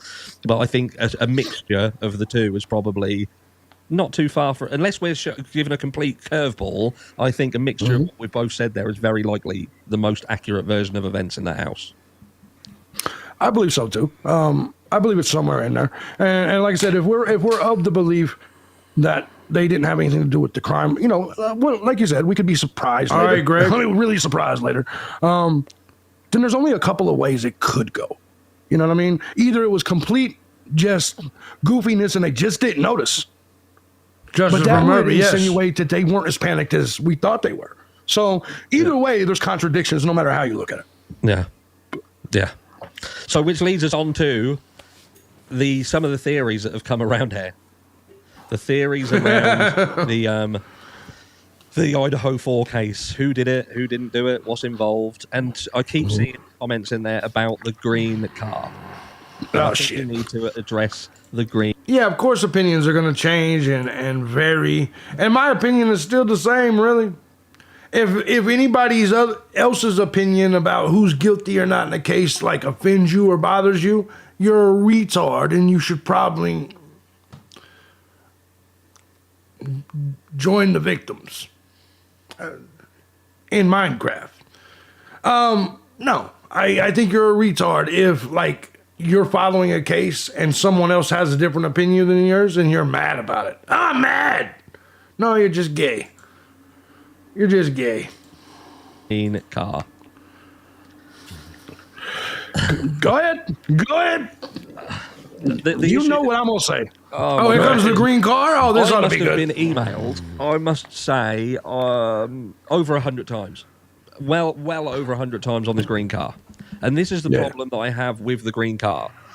If it was a green, if this I just got lots of questions. And the person who did this crime was involved in it, why would they have just not fucking arrested that person?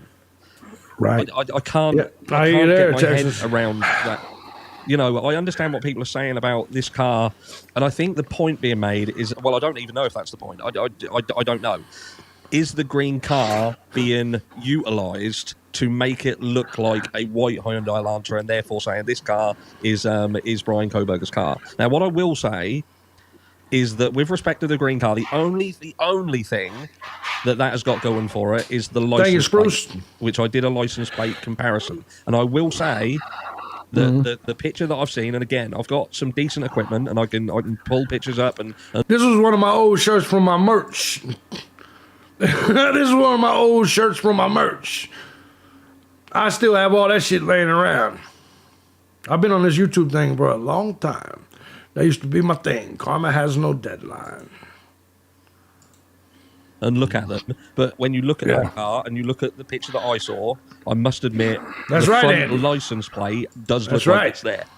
That's the only thing that entire story has going for it in terms of was it his car, was it not his car? Because I do have problems with this entire white Hyundai Elantra driving around all over the place and getting caught on this camera, that camera. But I mean, I understand the concern when it comes to all the white Elantra getting caught everywhere. It could just be possible that the driver of the Elantra is fucking stupid. But when it comes to the green car, look, man, I said this last time and I'll say it again. I put the green Elantra, the green car, right there with the parachutes and the tunnels and Dave Bautista. Those type of, theories. And so the green car, look, and then what's even crazier is they're saying, well, we're not saying he's involved. This is the green car. And I'm like, okay. I mean, this is the so-called white Elantra. I'm like, okay, so what did the killer drive then? If we have all this footage and we're saying that the suspect vehicle one is a green car and not the white one, so what did the killer or killers drive to the house? Why ain't that car on the footage? Do you see my point? Yeah. In my opinion, the car that we're seeing has to be the car of the suspect. Because where's the other fucking cars? well, this is what I think is going on. This is Thank you, I think Betsy. why the green Thank you. car situation isn't being offered any real credibility is because people are getting confused with what the point of it is. Yeah, the green car And I is think ridiculous. what happens is something will get mentioned and it will spiral out of control to the point where people are saying, oh, the green car is the person who did it. It was the perpetrator. They were driving a green car Subscribe to around. this channel, open and, to that's, different and I opinions. don't think that's from the initial. No, this channel is available to whoever has whatever opinions. I like talking to pro burgers, and I like talking to people that believe he's innocent until proven guilty. This is not this is a logic page. Do you see what I'm saying? This is not one way or another. Does that make sense? So to the person that asked that, no. I don't hold any of whichever side you're on against you. You're all welcome here. That's the truth. Everybody, all the other YouTubers do all that dumb shit. Well, you don't agree with me and what my audience thinks, I'm gonna block you. It doesn't, fuck that. Fuck that. I don't do the echo chamber shit. Communication I had with Perfect example is I'm a conservative MAGA guy. I don't watch Fox News. I don't just watch Fox News. I watch CNN. I watch MSNBC. I read. Do you see what I'm saying? That whole echo chamber shit is for dummies. the individual who came to me about it. That isn't what they were saying. Yeah, Fox What they News were is trying the to say best, was, but- look, is this car was just in the air. I mean, I don't know about that. It's all mainstream media, but yeah, no, I pay attention to everything. It was one of the cameras that got caught on. I mean, because that's it lived true, in the Texas. area. And what it appears that law enforcement have done in this investigation is utilize the movements of that car and tried to. The only people that are not the only people in my channels that I will, and this is the honest to God truth. The only people that are not welcome anywhere near me, okay, or my channels, are anti-white, pro-BLM Antifa types. And if you are one of those people, just shut the fuck up about it. That's pretty much it. And even then, it takes a lot for me to put you out. to put that as Brian Koberger's car. Yeah. That's I think what they're trying to say. This green. So it's not that the green car is involved in the crime any way, shape, or form. What they're saying is there is a green car that just lives in this area, and it seemed to have been driving around this night, and it's been caught on camera, and that's Agreed one of with the you, cars that Patrick. they're saying that's Brian Koberger's car. Agreed with you. I guess my question here would be, and by the way, I don't care if my jacket's offensive to people. Anyway, let me get back to what I was saying with you. That's right. They were whining. They were whining in the chat room. Mad as fuck. Mad as fuck. Motherfuckers leaving comments like this. Get the fuck out. Leaving comments like this. All in their feelings, all butthurt. We didn't even talk about white supremacy. They get to crying. When it comes to the car, I guess my question to all the green car people that is saying, because now Exactly. I see it all in the chat room everywhere. Well, the killer walked. How come they didn't have this premise, this theory, the entire last 2.5 years? Exactly. All this, the killer walked and the green car shit just started a week and a half ago, 2 weeks ago. All the people that's now pushing the green Happy car Jay theory puts on and the clothes. killer walk theory, Yes. this shit is brand new. I mean, that's true. Like, I've been looking at the theories all this time, and the killer being on foot was only talked about for a. It's absolutely, I 100% understand that. I 100% understand that position, Andy. People wear the flags of people that they support. In the Civil War, I support the Confederates. That is the team I'm on. In World War II, I happen to be on a different team. See what I'm saying? I support America against the Japanese. I do not support America against taking property rights and against the Confederates. That's my position. The possible killer being on foot was only considered if it was a big someone C. from the whatchamacallit, or then B, when we were discussing jacks and shit like that, like the boyfriend and things like that. But in general, I don't see why the narrative's changing, and all of a sudden there's a green car and the killer was on foot. Why haven't these people been saying it for 2.5 years? I personally am not going with the green narrative. I think it's safe to say that the car that we saw on camera, my gut says it's the killer's car. To me, it's watching it speed off at the end, and I get it. All the snack cakers are going to sit here and say, "Oh no, they sped the speed up. That was Dateline speeding up." Man, I don't believe that at all. Just from what I'm seeing, the way this car was traveling in the neighborhood, going, making circles, and then the way it sped off after 420, to me, I don't see how it could be anything other than the murder car. And I don't even know why people would want to come up with a theory that it's not the murder car. There's no evidence saying it's not the murder car. I don't even understand where the theory comes from, and I definitely don't understand why people want to run with that theory when there's so little to even back it up. I'm not saying it's Kohlberger. I'm not saying it's anything, but the fucking car in the video is clearly driven by the killer, at least to me. I just don't, or it could be the getaway driver, like you suggested last time, Marsh. Yeah. Whoever it was, you know what I mean? Yeah, the behaviour of the car, certainly the car that pulls away, the behaviour of the leaving car, to me, is certainly... Why was the crime cleaned up afterwards? It I don't goes know in if it the theory was or that not. This is when this crime happened, and that was the car that accelerated away after the crime. It does. Like I say, with respect to the green car, I can't...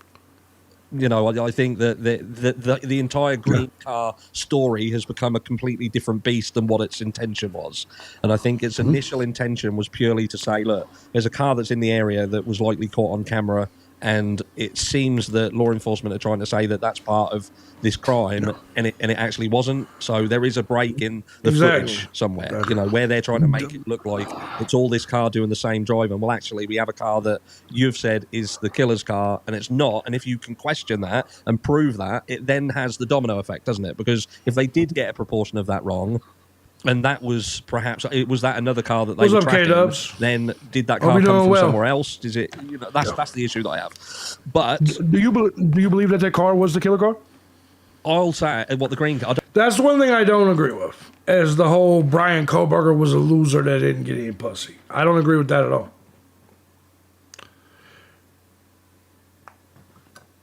Not even in the slightest. This is a dude that was going for his master. Let me tell you something. Just him going for his masters alone would get him some pussy. Plus, there's no evidence that he didn't get no pussy. And listen, it's funny when I hear men say it, because men know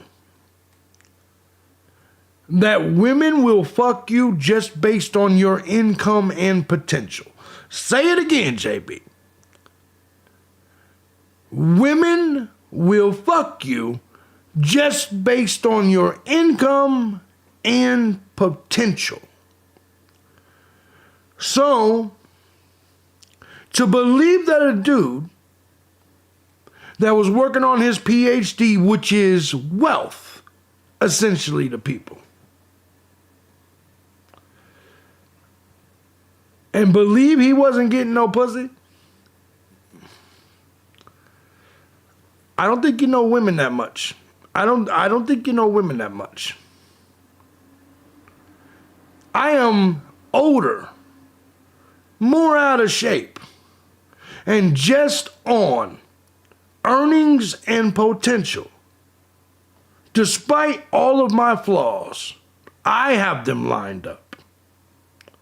I truly believe Koberger probably had them lined up, being younger, all of that shit.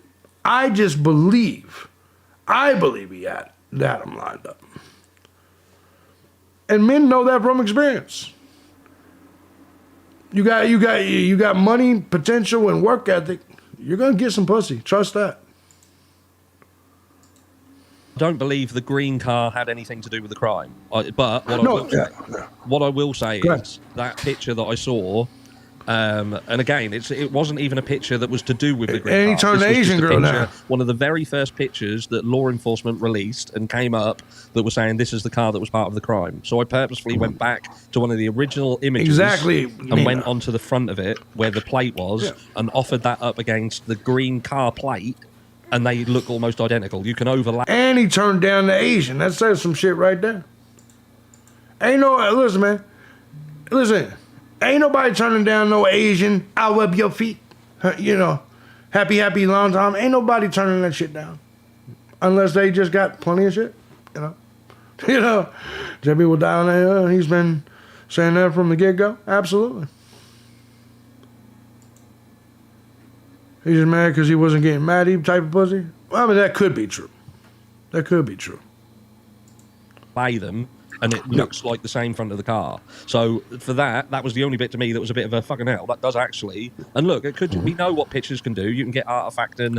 We're looking at a picture that's been taken from another picture, and then it's gone through the I've downloaded it or screenshotted it and then put it on my phone, which is compressed. No. But Asians rub some feet. American bitches rub your feet for a couple of weeks, and then they just all of a sudden get, arthritis and shit. American women will massage you for about 2-3 weeks, maybe a month.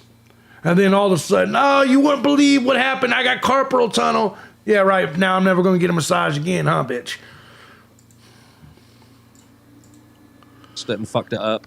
An artifact will destroy a photograph. We're not looking at a 4K image. But from what I said and what I saw, it did look in consistency with one another that they both were the same car with the front plate, and that was a bit of a fucking hell. There is something there, and I cannot and I will not be able to turn around and ignore that because that's a fact that I saw. See, I think a lot of people are hanging on to the car theory because I think they think that if we say it's the murderer's car, then that means it has to belong to Brian Koberger. Exactly. Do you see what I'm saying? Like, it's possible I can think it is a white Elantra or a white car. I can't even tell what type of car it is by what I see, right? I think it's... You can think the car's white and not think it's Brian Koberger's. Do you see what I'm saying? Or not be... There's no evidence that it's Brian Koberger's. And I'll openly say that to everybody. There's no evidence at all that that was Brian Koberger's car. But there's... What color were what pumpkins?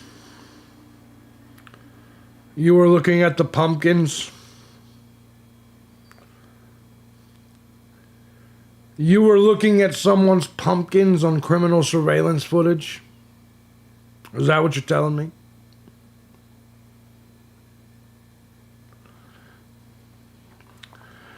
The whole pumpkin thing is funny to me. Because I've heard it a few times in here.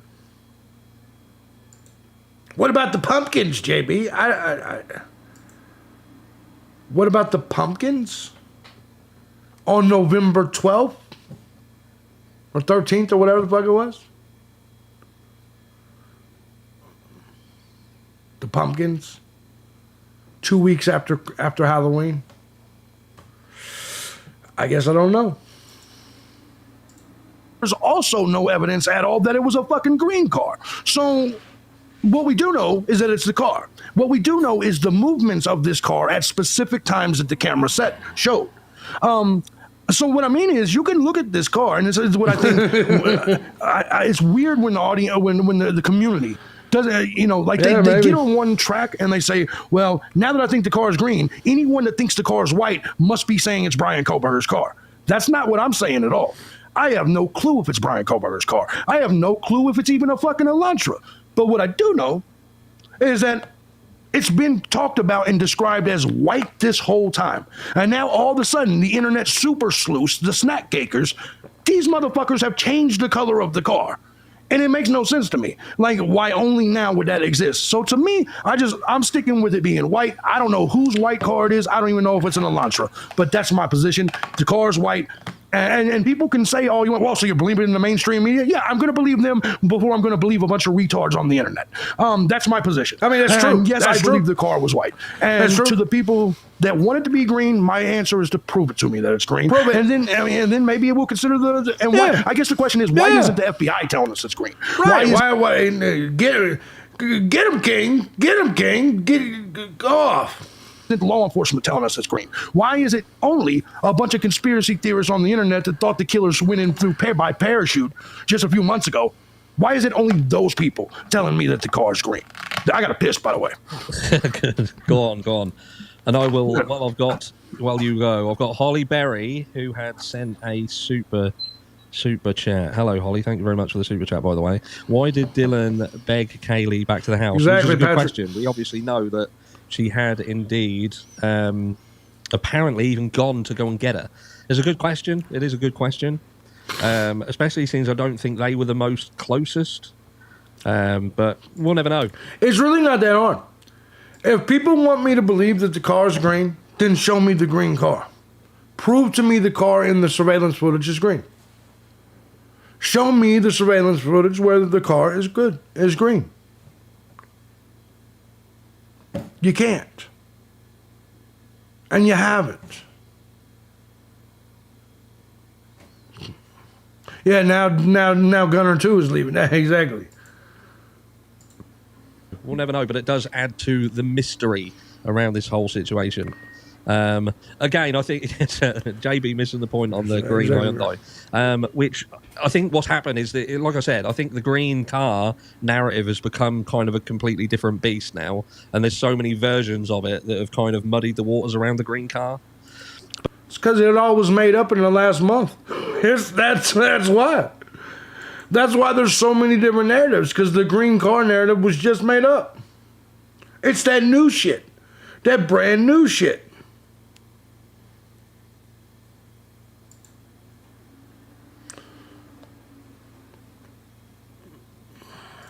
But yeah, that's the issue. The issue that I have with the green car is that front plate, and I appreciate there may be more to it for other people who have gone down the information more than what I have. But I was sent some specific pictures of it, and I offered them up against some. And I think ultimately that's what this all boils down to. If the cops are saying the car is white, we saw the screenshot from the gas station, which wasn't infrared or whatever. Car was white. The feds are saying the car was white. Ann Taylor's not even contesting whether the car was white. Why is it? I mean, like, why on earth would I believe snack cakers that are saying they're super sleuths now? I mean, why isn't the feds saying the car is white? I mean, it's green. Why isn't the police saying the car is green? Why isn't prosecution saying the car is green? Why isn't Ann Taylor or Brian Koberger saying the car was green? Why is it just choice goobers on the internet saying, "Oh man, you are uninformed, JB. The car is green." Okay, so I'm uninformed. Everybody else is uninformed. The feds are uninformed. The police are uninformed. The defendant is uninformed. Just all of us are uninformed. I'm sure Mark Bentley will clear things up. I don't know what that means. Graphic designer colors never appear as white. They're on a gray scale. There you go. Night vision and it is what it is. We will know eventually, maybe. Yeah, valid point. Mark Bentley is the car expert. Cool.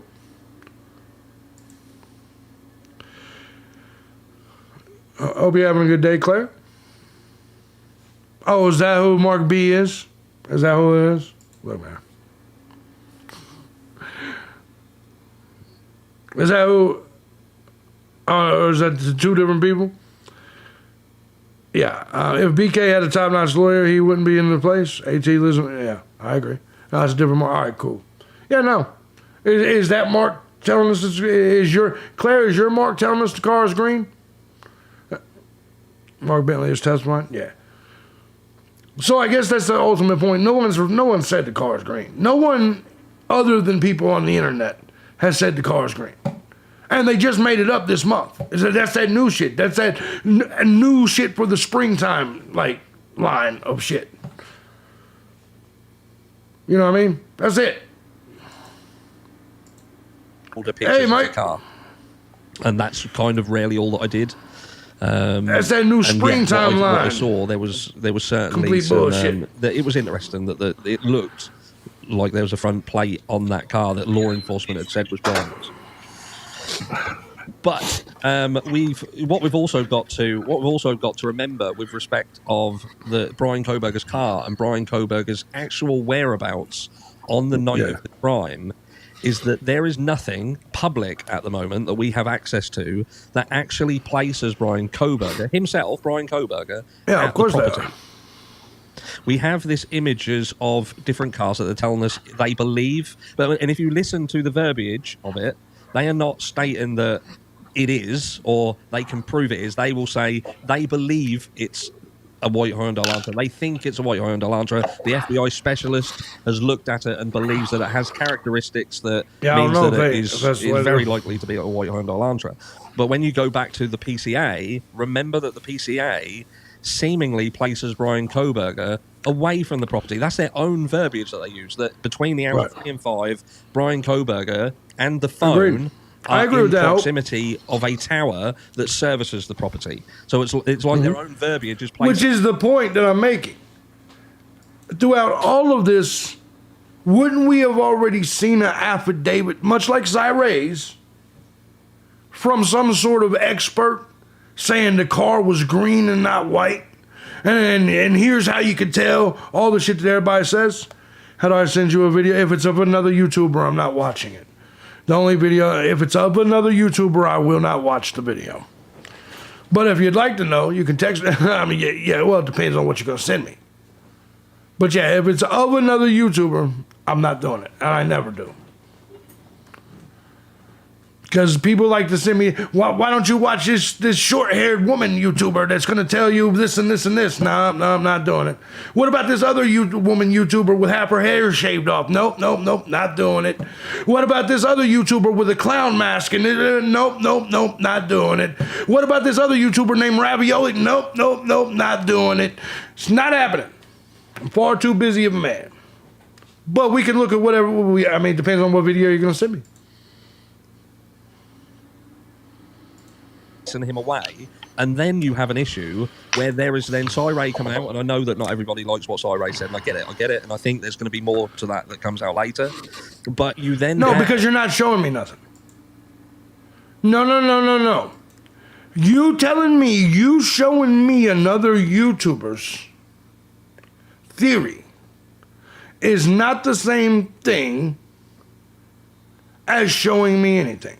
Because if that was the case, and another YouTuber had a picture of the green car that night, if somehow my point, or whatever, then you would just send me the screenshot. But no, you want me to go watch some boring motherfucker's YouTube video that some of you got it. I love knowing that some of you got some of the people I was talking about. She's just a devil woman, not another thing. The green car was painted. My point is, how do you know that? Where on the security, where on the surveillance footage can I watch? Okay. Does your surveillance footage show the green car getting painted on? That's the question. Because you're coming up with a bunch of shit. Is it? You say the green car got painted. Can I see this in the footage from that night, the 12th, that evening? Because I saw the footage that was released, and I never once saw a car being painted. In that footage, I never once saw. Oh no, you're talking about the owner of a car somewhere in the neighborhood. So it shows the car getting painted on that security footage from that night. Yeah, I want to see that. I definitely want to see that. Definitely want to see that. Title, info, accident. Okay, but what I mean, so you're just. That's not. What does that mean? You're telling me that a car in that neighborhood has a title and information about it and an accident report. I've got cars in my neighborhood that has a title and an info. Do you see what I'm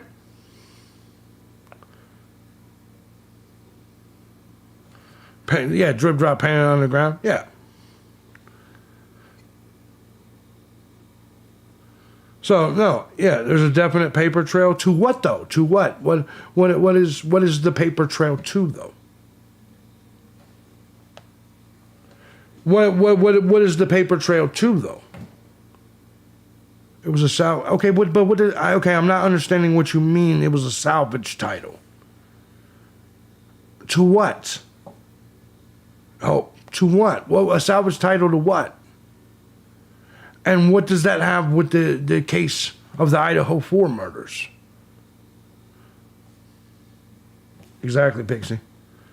You're saying that there's a green car in the neighborhood. I got a green car in my neighborhood, too.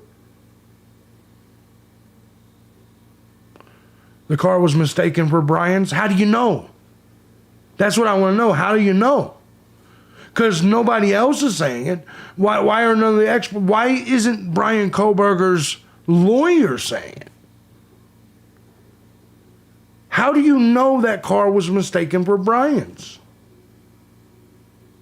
Ravioli tell you? Of course. Because the car under the security camera is white. I'm glad you said so. The car was in an accident, and the owner bought it back, resprayed it, but the guy hasn't been arrested. Yeah, exactly. They all have exonerating evidence. Yes. Oh, they are, of course. You can't just pick a car in the neighborhood that's green and say this car would be white under infrared and say this must have been the car. That's not the way it works. And if that was the case, why is the feds, the police, even the defense attorney, Brian Koberger, why isn't Brian Koberger saying, hell no, that's not my car. That's a green car. How come they're not saying that the car in the footage is a green car then? You're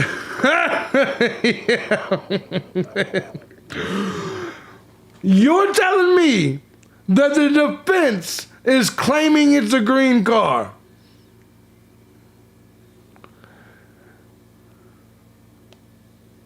That's what you're telling me right now. Is that the defense is telling me, is claiming it's a green car.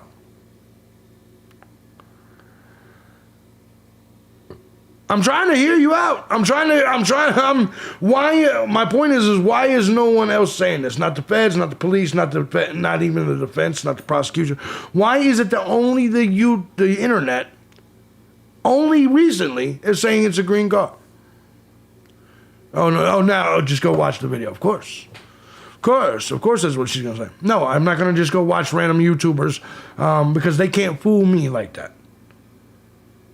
You can't just say there's a green car in the neighborhood and expect me to be like, oh, you got it. Yeah, you win. No. Yeah, no. It's not, it's the front license plate. Come on, man.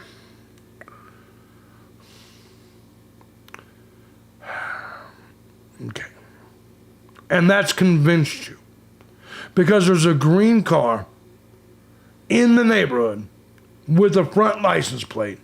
That's convinced you that the car on the footage is green.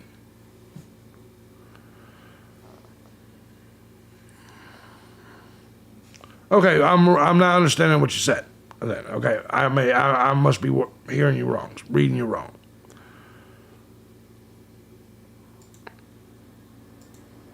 Have an issue where, so they're not placing him at the property. They're not placing him at the property. They seem to be suggesting he's not at the property, which is fucking... Yes. Listen, I know that part. But there is still no... I know that part as well, Hope. There is no definitive evidence that the car on the footage has a license plate in the front. There is no...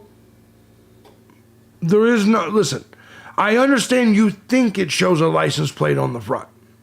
And look, man, I get that. But it's very pixelated. And no one can really tell. Even Harsh said the same thing. The shape makes it look like there's a license plate. But there's no straight shots of this car having a license plate in the front. It's possible. But to make that leap, my question is why wouldn't the Fed say that's a license plate in the front? Please apply for the FBI. He said, please apply for the FBI. When you zoom in, it adds pixels to make up for dead space. Yeah, that's how pictures work. Absolutely. Absolutely. Especially when you zoom. I mean, it's just, yeah, it's how it works.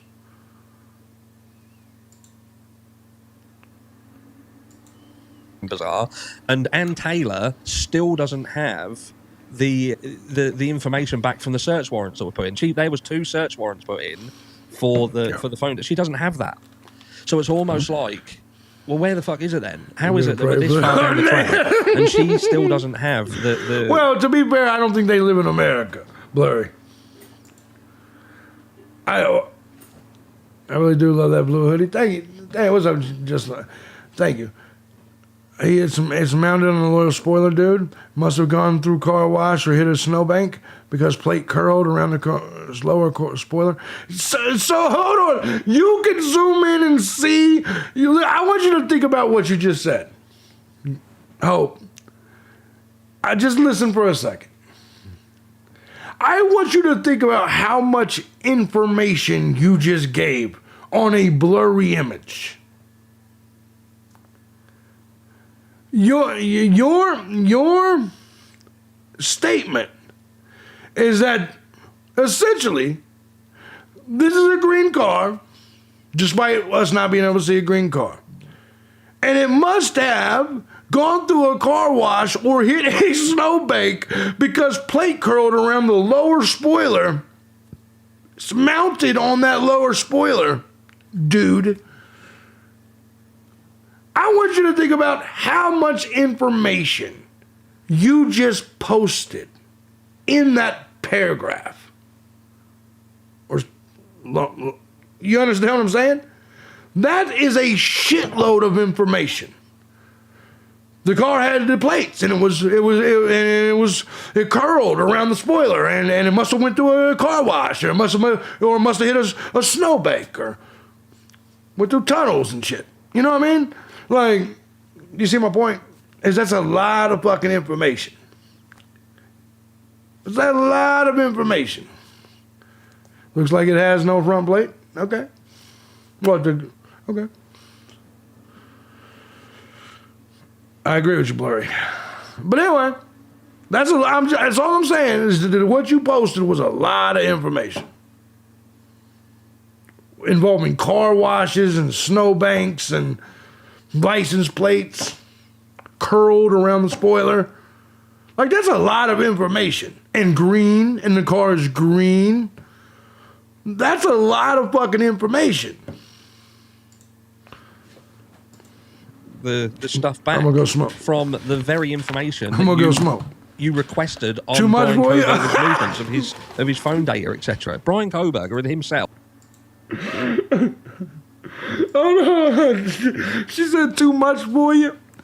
No, it's not too much for me because you can't know any of that.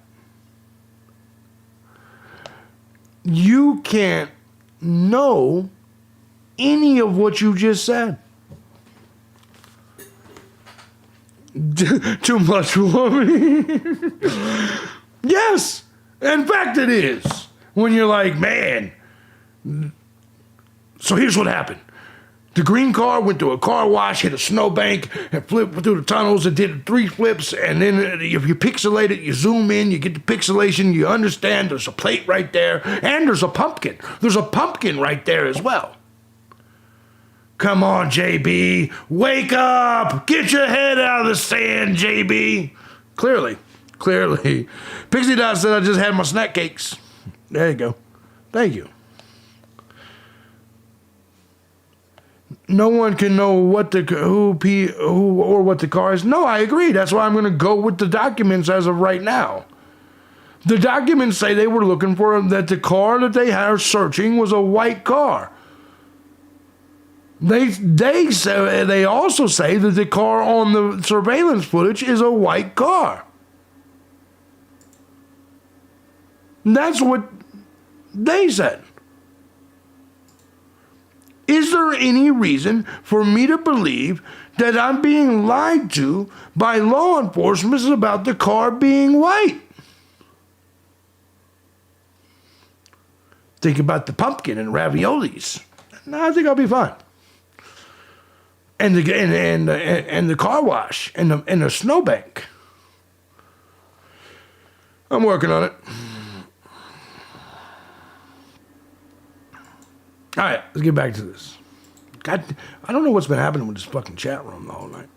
I think it's because I updated my computer today.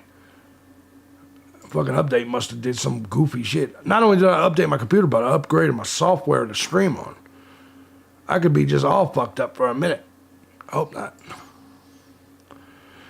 All right, here we go. Let's go ahead and get going. Elf said way back when they have my phone, they'll be able to check where I was. And he'd said himself, all the point I was trying to make to you is, can't you understand that what you're doing, it's a theory, right? That's it. It's a theory. And that's cool. I like hearing all the theories. But it's a theory. Upgrade JB just said you're the problem. That's all I'm saying. And it's a theory that reaches. It's not proof. There's not even really nothing there. It's just a zoomed in video. Can we agree that this whole case, when people are trying to change the evidence, it's all about zooming in and pixelation? You know, he said me? No. The videos are black and white, correct? Listen, everyone has their own thoughts and theories. I agree with that. My position is everyone else except for the internet the last 2 weeks has claimed that the car is white. And now all of a sudden, it's important because they arrested him based on it. I didn't say it wasn't important. I said, all right, let me ask you this question. Who's more likely to know the truth? And why hasn't there been car experts to come? So who's more likely to know the truth? Law enforcement, prosecution, FBI, the lawyers, Brian Koberger, experts in the field, If the car was even possibly green, wouldn't there be experts all over the place? All over the place saying, hey, that car is green. Wouldn't there be? Unicorn of Hope, a grand jury was lied to by law enforcement and the court. It could have been. That's all I'm saying.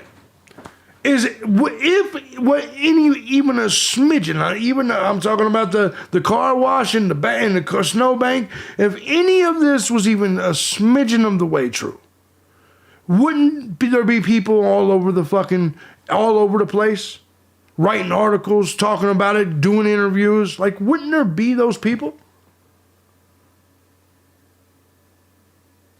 Like, wouldn't it be way bigger than just ravioli and some woman that likes to eat pussy and shit? Which I'm not against. Do you see what I'm saying? It would be everywhere. And it would have been everywhere. It would have been all over the place for a long time. That's what I'm saying.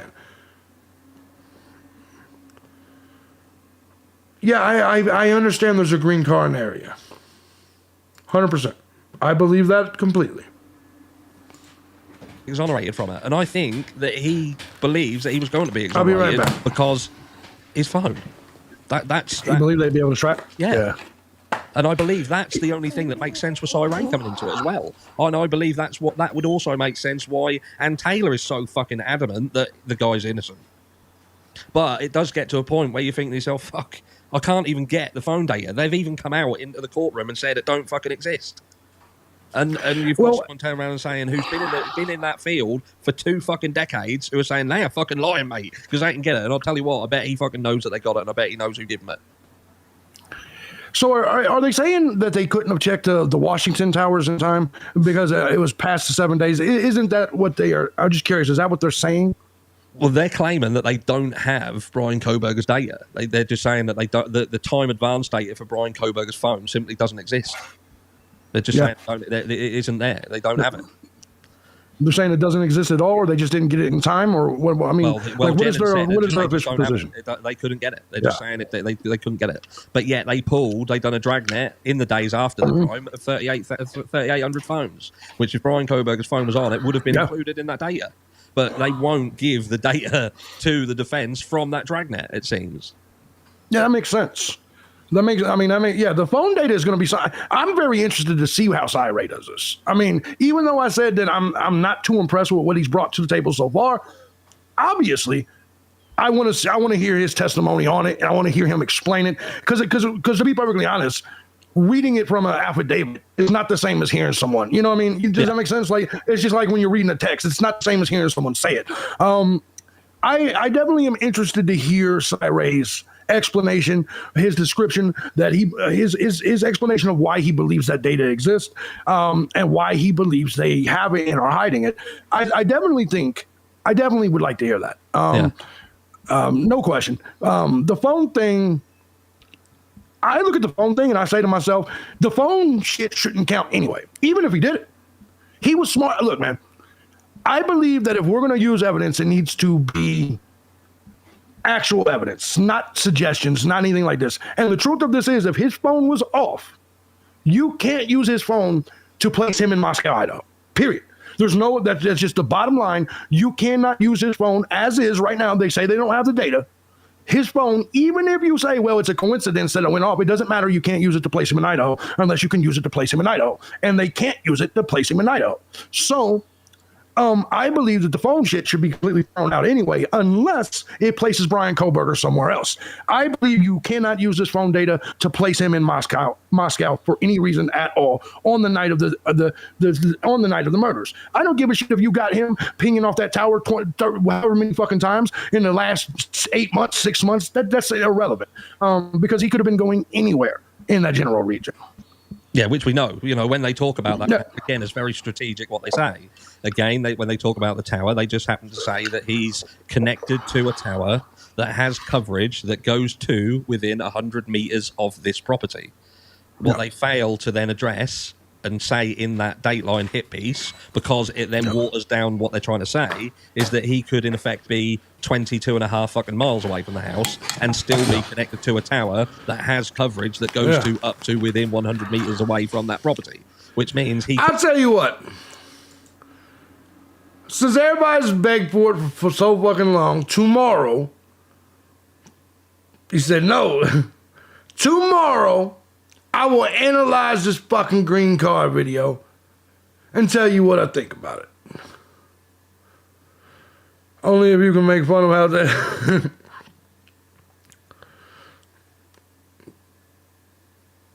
So, I think that, you guys have asked me for long enough. I think I'll do it tomorrow. Could, in theory, be sitting in his fucking living room and be connected to a tower that has the ability to ping to up to 100 meters of that property. Absolutely. But the point being that Dateline wants you to hear a certain thing and read into something a certain way. And like I had to ban someone in chat because they were fucking doing my head in. I just hate it when you've got someone who just keeps repeating, Brian Kohberger is guilty. Why do you keep up the fucking grift? Do you know what I mean? Well, that is the dumbest shit ever when people say, well, you don't agree with me and think what I agree, so you must be grifted. No, you could just be fucking stupid. You know what I'm saying? I'm talking about him, the person who's locked. Picked on me it's weird as fuck. Defending a BK? Well, that's crazy since I defended BK for 2 years. I defended BK for 2 years. You know what? Let me just do this. Idaho 4. You guys can go to the Harsh's channel and watch the rest of that if you'd like, if you haven't seen it yet. Let's just do this. Let's see what the community is talking about. Uh-oh. It's the first one that pops up.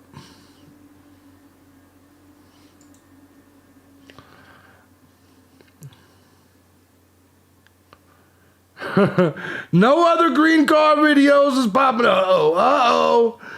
Oh, there's Mark B. All right, let's do it. Because this is the original, right? Mark B, ain't he the one that came up with the... Okay, here we go. Let's do it.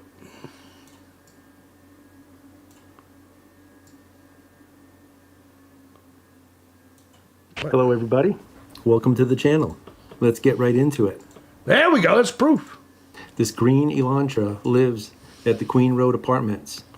As you can see, I got the rear license plate blocked off. All right. It's an Idaho plate. As you'll see in a minute, it has no front plate. But this is an Elantra. You can tell from, they actually blacked it out. They kind of wrapped it, the emblem right there, Hyundai, the H. And it's supposed to have the word Elantra right there, which I'll show.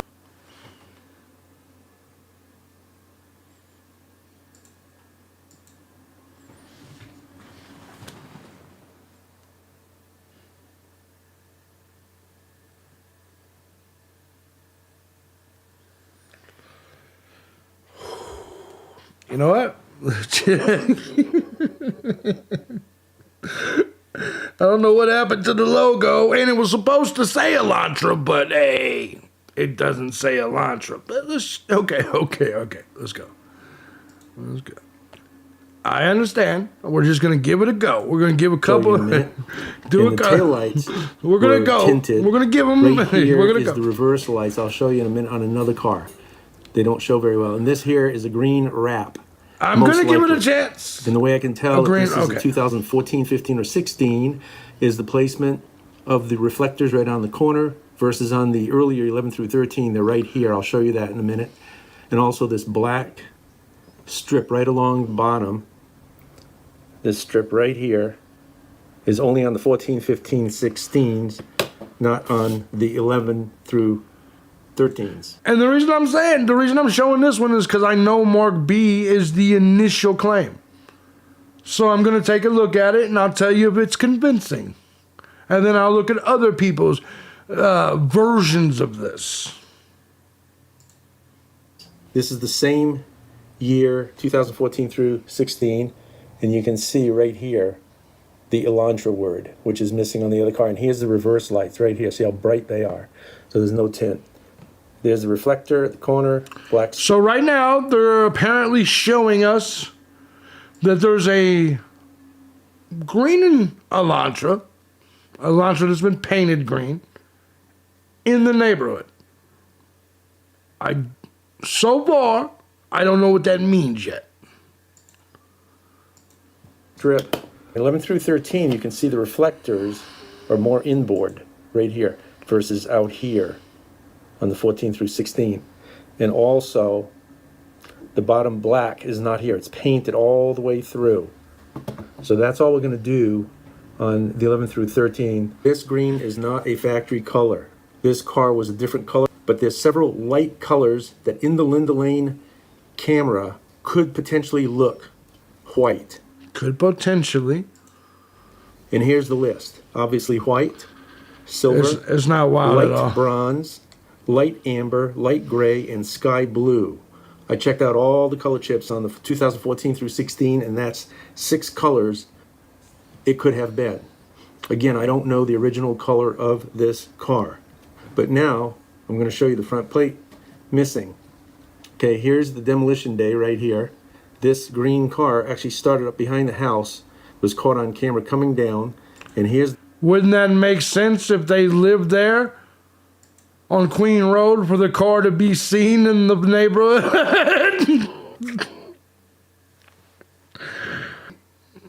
I mean, all right, let's just keep going. the front. As you can see, there's no front plate right here. And here's another shot of it. No front plate right here. Let me show you a stock photo. A 2015 Hyundai right here.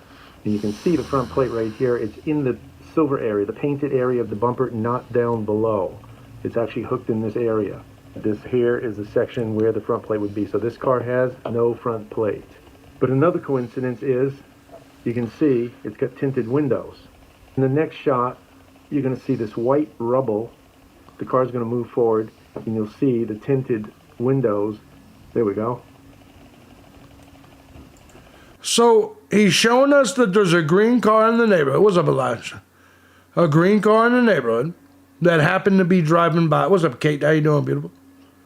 There's a green car in the neighborhood that happened to be driving by on demolition day. All right, I'm listening. You can see the rubble back here, but it doesn't show through the windows. That's how darkly tinted these windows are. Okay. Just pointing out the coincidences of this car. All right. Could have potentially been driving around and been mistaken as BK's car. Or it could have just been BK's car, or whoever, a white Elantra. It could have also been a white Elantra that was caught on camera that everybody's saying is a white Elantra. Enforcement said they know about this car. I just wonder why they didn't have the owner get a front plate installed. Well, that's all for now, folks. Feel free to comment and have a nice day. Convincing. Convincing.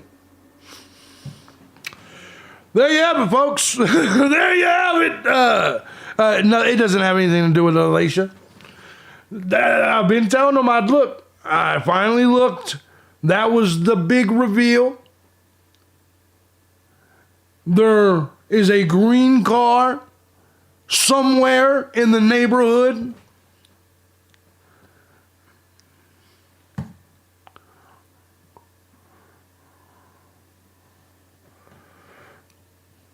Exactly, Pixie.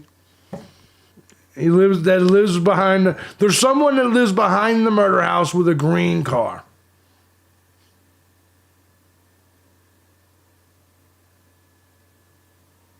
That was the big reveal. That wasn't confusing at all. There was nothing confusing there. There's a green car. No, the green car was the one on the camera. Can you please give me evidence of that? And then if that's the case, why is nobody, Ginger, not even the defense, saying there's a green car?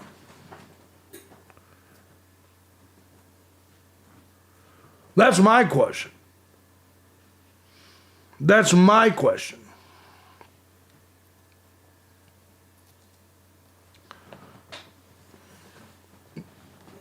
I get that.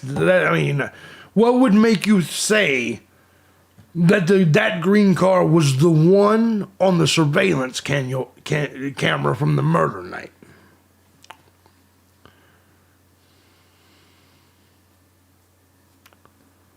I hear you there, Mexico. Your frustration is killing me. Absolutely gold.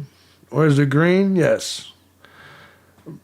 Yes, everyone except for the YouTubers are stupid. That's right. All the experts, all the lawyers.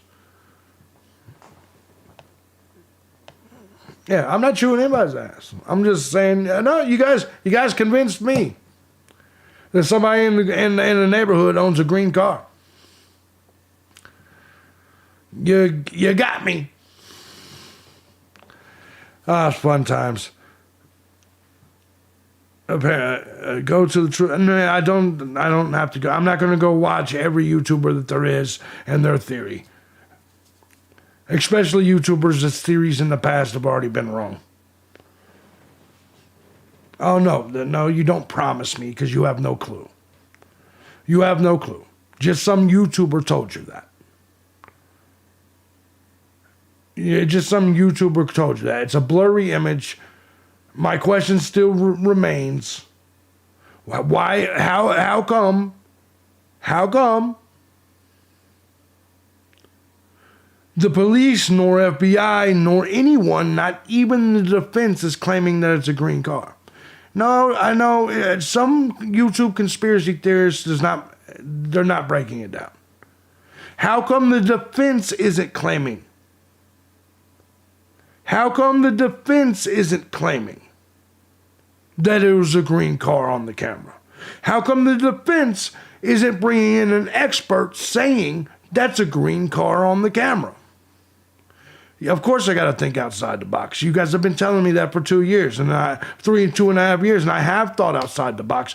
But you guys also said this when you gave me a bunch of other bullshit conspiracies, like they parachuted in and there was tunnels under the house, which I debunked.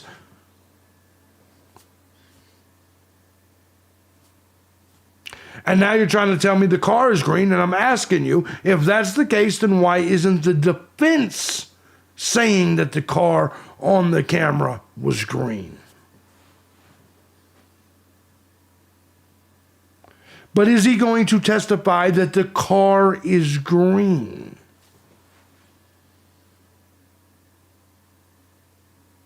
That's why hasn't, that's the question I have. Is why is no one in an official position, including the defense, saying the car is green? Why is it that only in the last 2 weeks have YouTubers all of a sudden said the car is green, the car is green? Oh, now they repainted it white.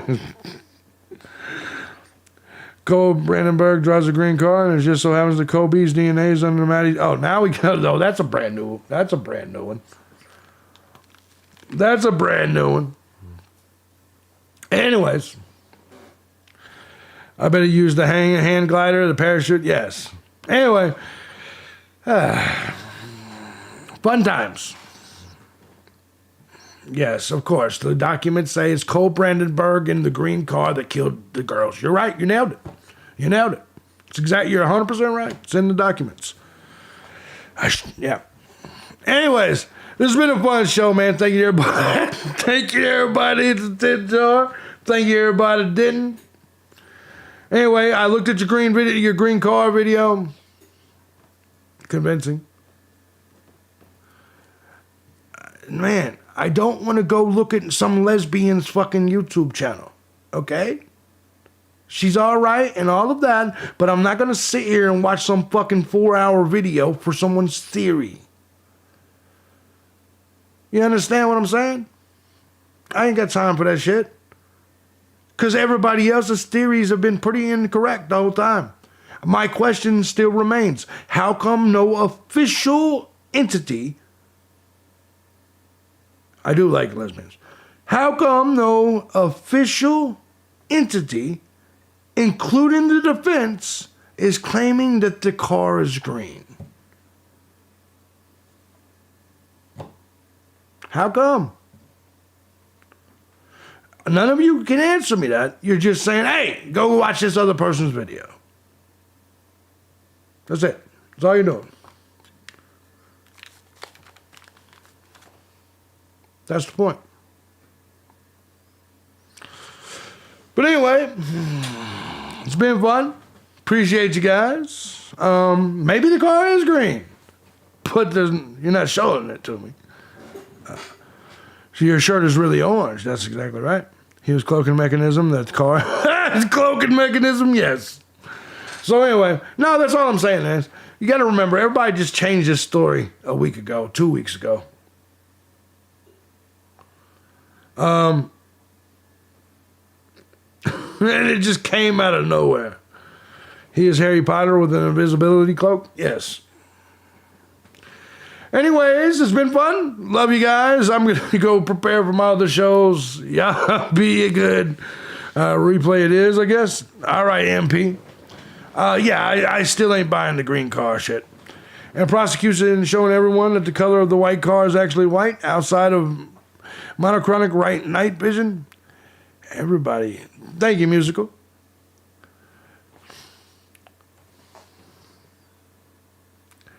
No one has still answered my question. How come no one from an official perspective is saying the car is green? Why is that? That every official story is from anybody is that the car is white. It's sealed. It's sealed. It's part of that sealed shit. Okay. All right. All right. Okay. All right. Anybody want to bet me that at trial or nowhere in legal documentation ever does anybody from an official capacity one time claim that the car is green? I'm willing to bet anything that never, not one time in an official capacity in court documents does anyone ever say, hey, we think the car is green. Nor will it be said at trial that the car is green. Nor will an expert testify that the car is green. I'm willing to bet anyone at any point in time on that very thing. I'm willing to put my money where my mouth is. Question is, are you? Instead of bright ass fluorescent. All right, guys. I love y'all. I will see you. How did we get here? Oh, no, nothing. We've been, what do you mean how we get here? We just been streaming for 3 hours. No, Ravioli wasn't the guy that started the green stuff. It was Mark B a year ago and over. Next question. During the one court hearing, claimed that law enforcement pieced together a bunch of videos of a white car to fit their timeline, 7 minutes. Yeah, but you're still not telling me anything. Did anybody claim that the car was green? Any official person, anybody, anywhere. Has there been anyone, any experts, anything at all to say the car in the surveillance video was a green car? Or has it just been YouTubers? One YouTuber with one video that has 20,000 little views. You realize that less than 20,000 people in this whole community has seen this theory. It's not even, nobody, and again, no experts are saying it's legit.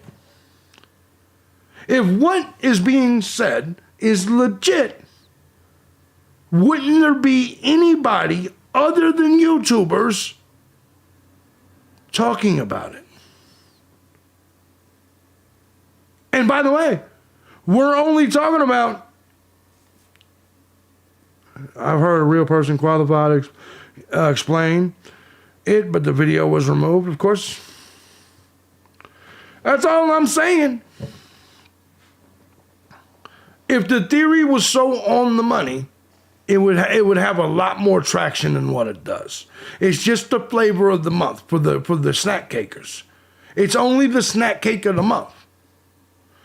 Last month and the month before, it was parachutes and shit. Every month, the snack cakers bring out a new snack cake. Period. And this is just a snack cake for this month. The Valentine's Day edition and shit. Or the Easter edition. That's all this is. The Easter edition of the snack cake. Shaped like an egg and shit. That's it. Key lime pie car. Yeah, exactly. Exactly. Exactly. Got to keep up with shit to keep them views up. Yeah. You better have a green popsicle in the mouth. Green hoodie and all that shit. Huh? Yeah. Anyways, love you guys. Enjoy the fucking green apple snack cakes. June's coming. It's going to be a whole new. You're going to have to come up with something brand new for the summer season. I'll be waiting. Love you guys. Thank you, man. For real, it's been a ball. I love you guys. Take it easy. To all the people on my regular channel, I'll see you tonight. I gotta go do some wrestling shit. See you later. Lime apple, these motherfuckers.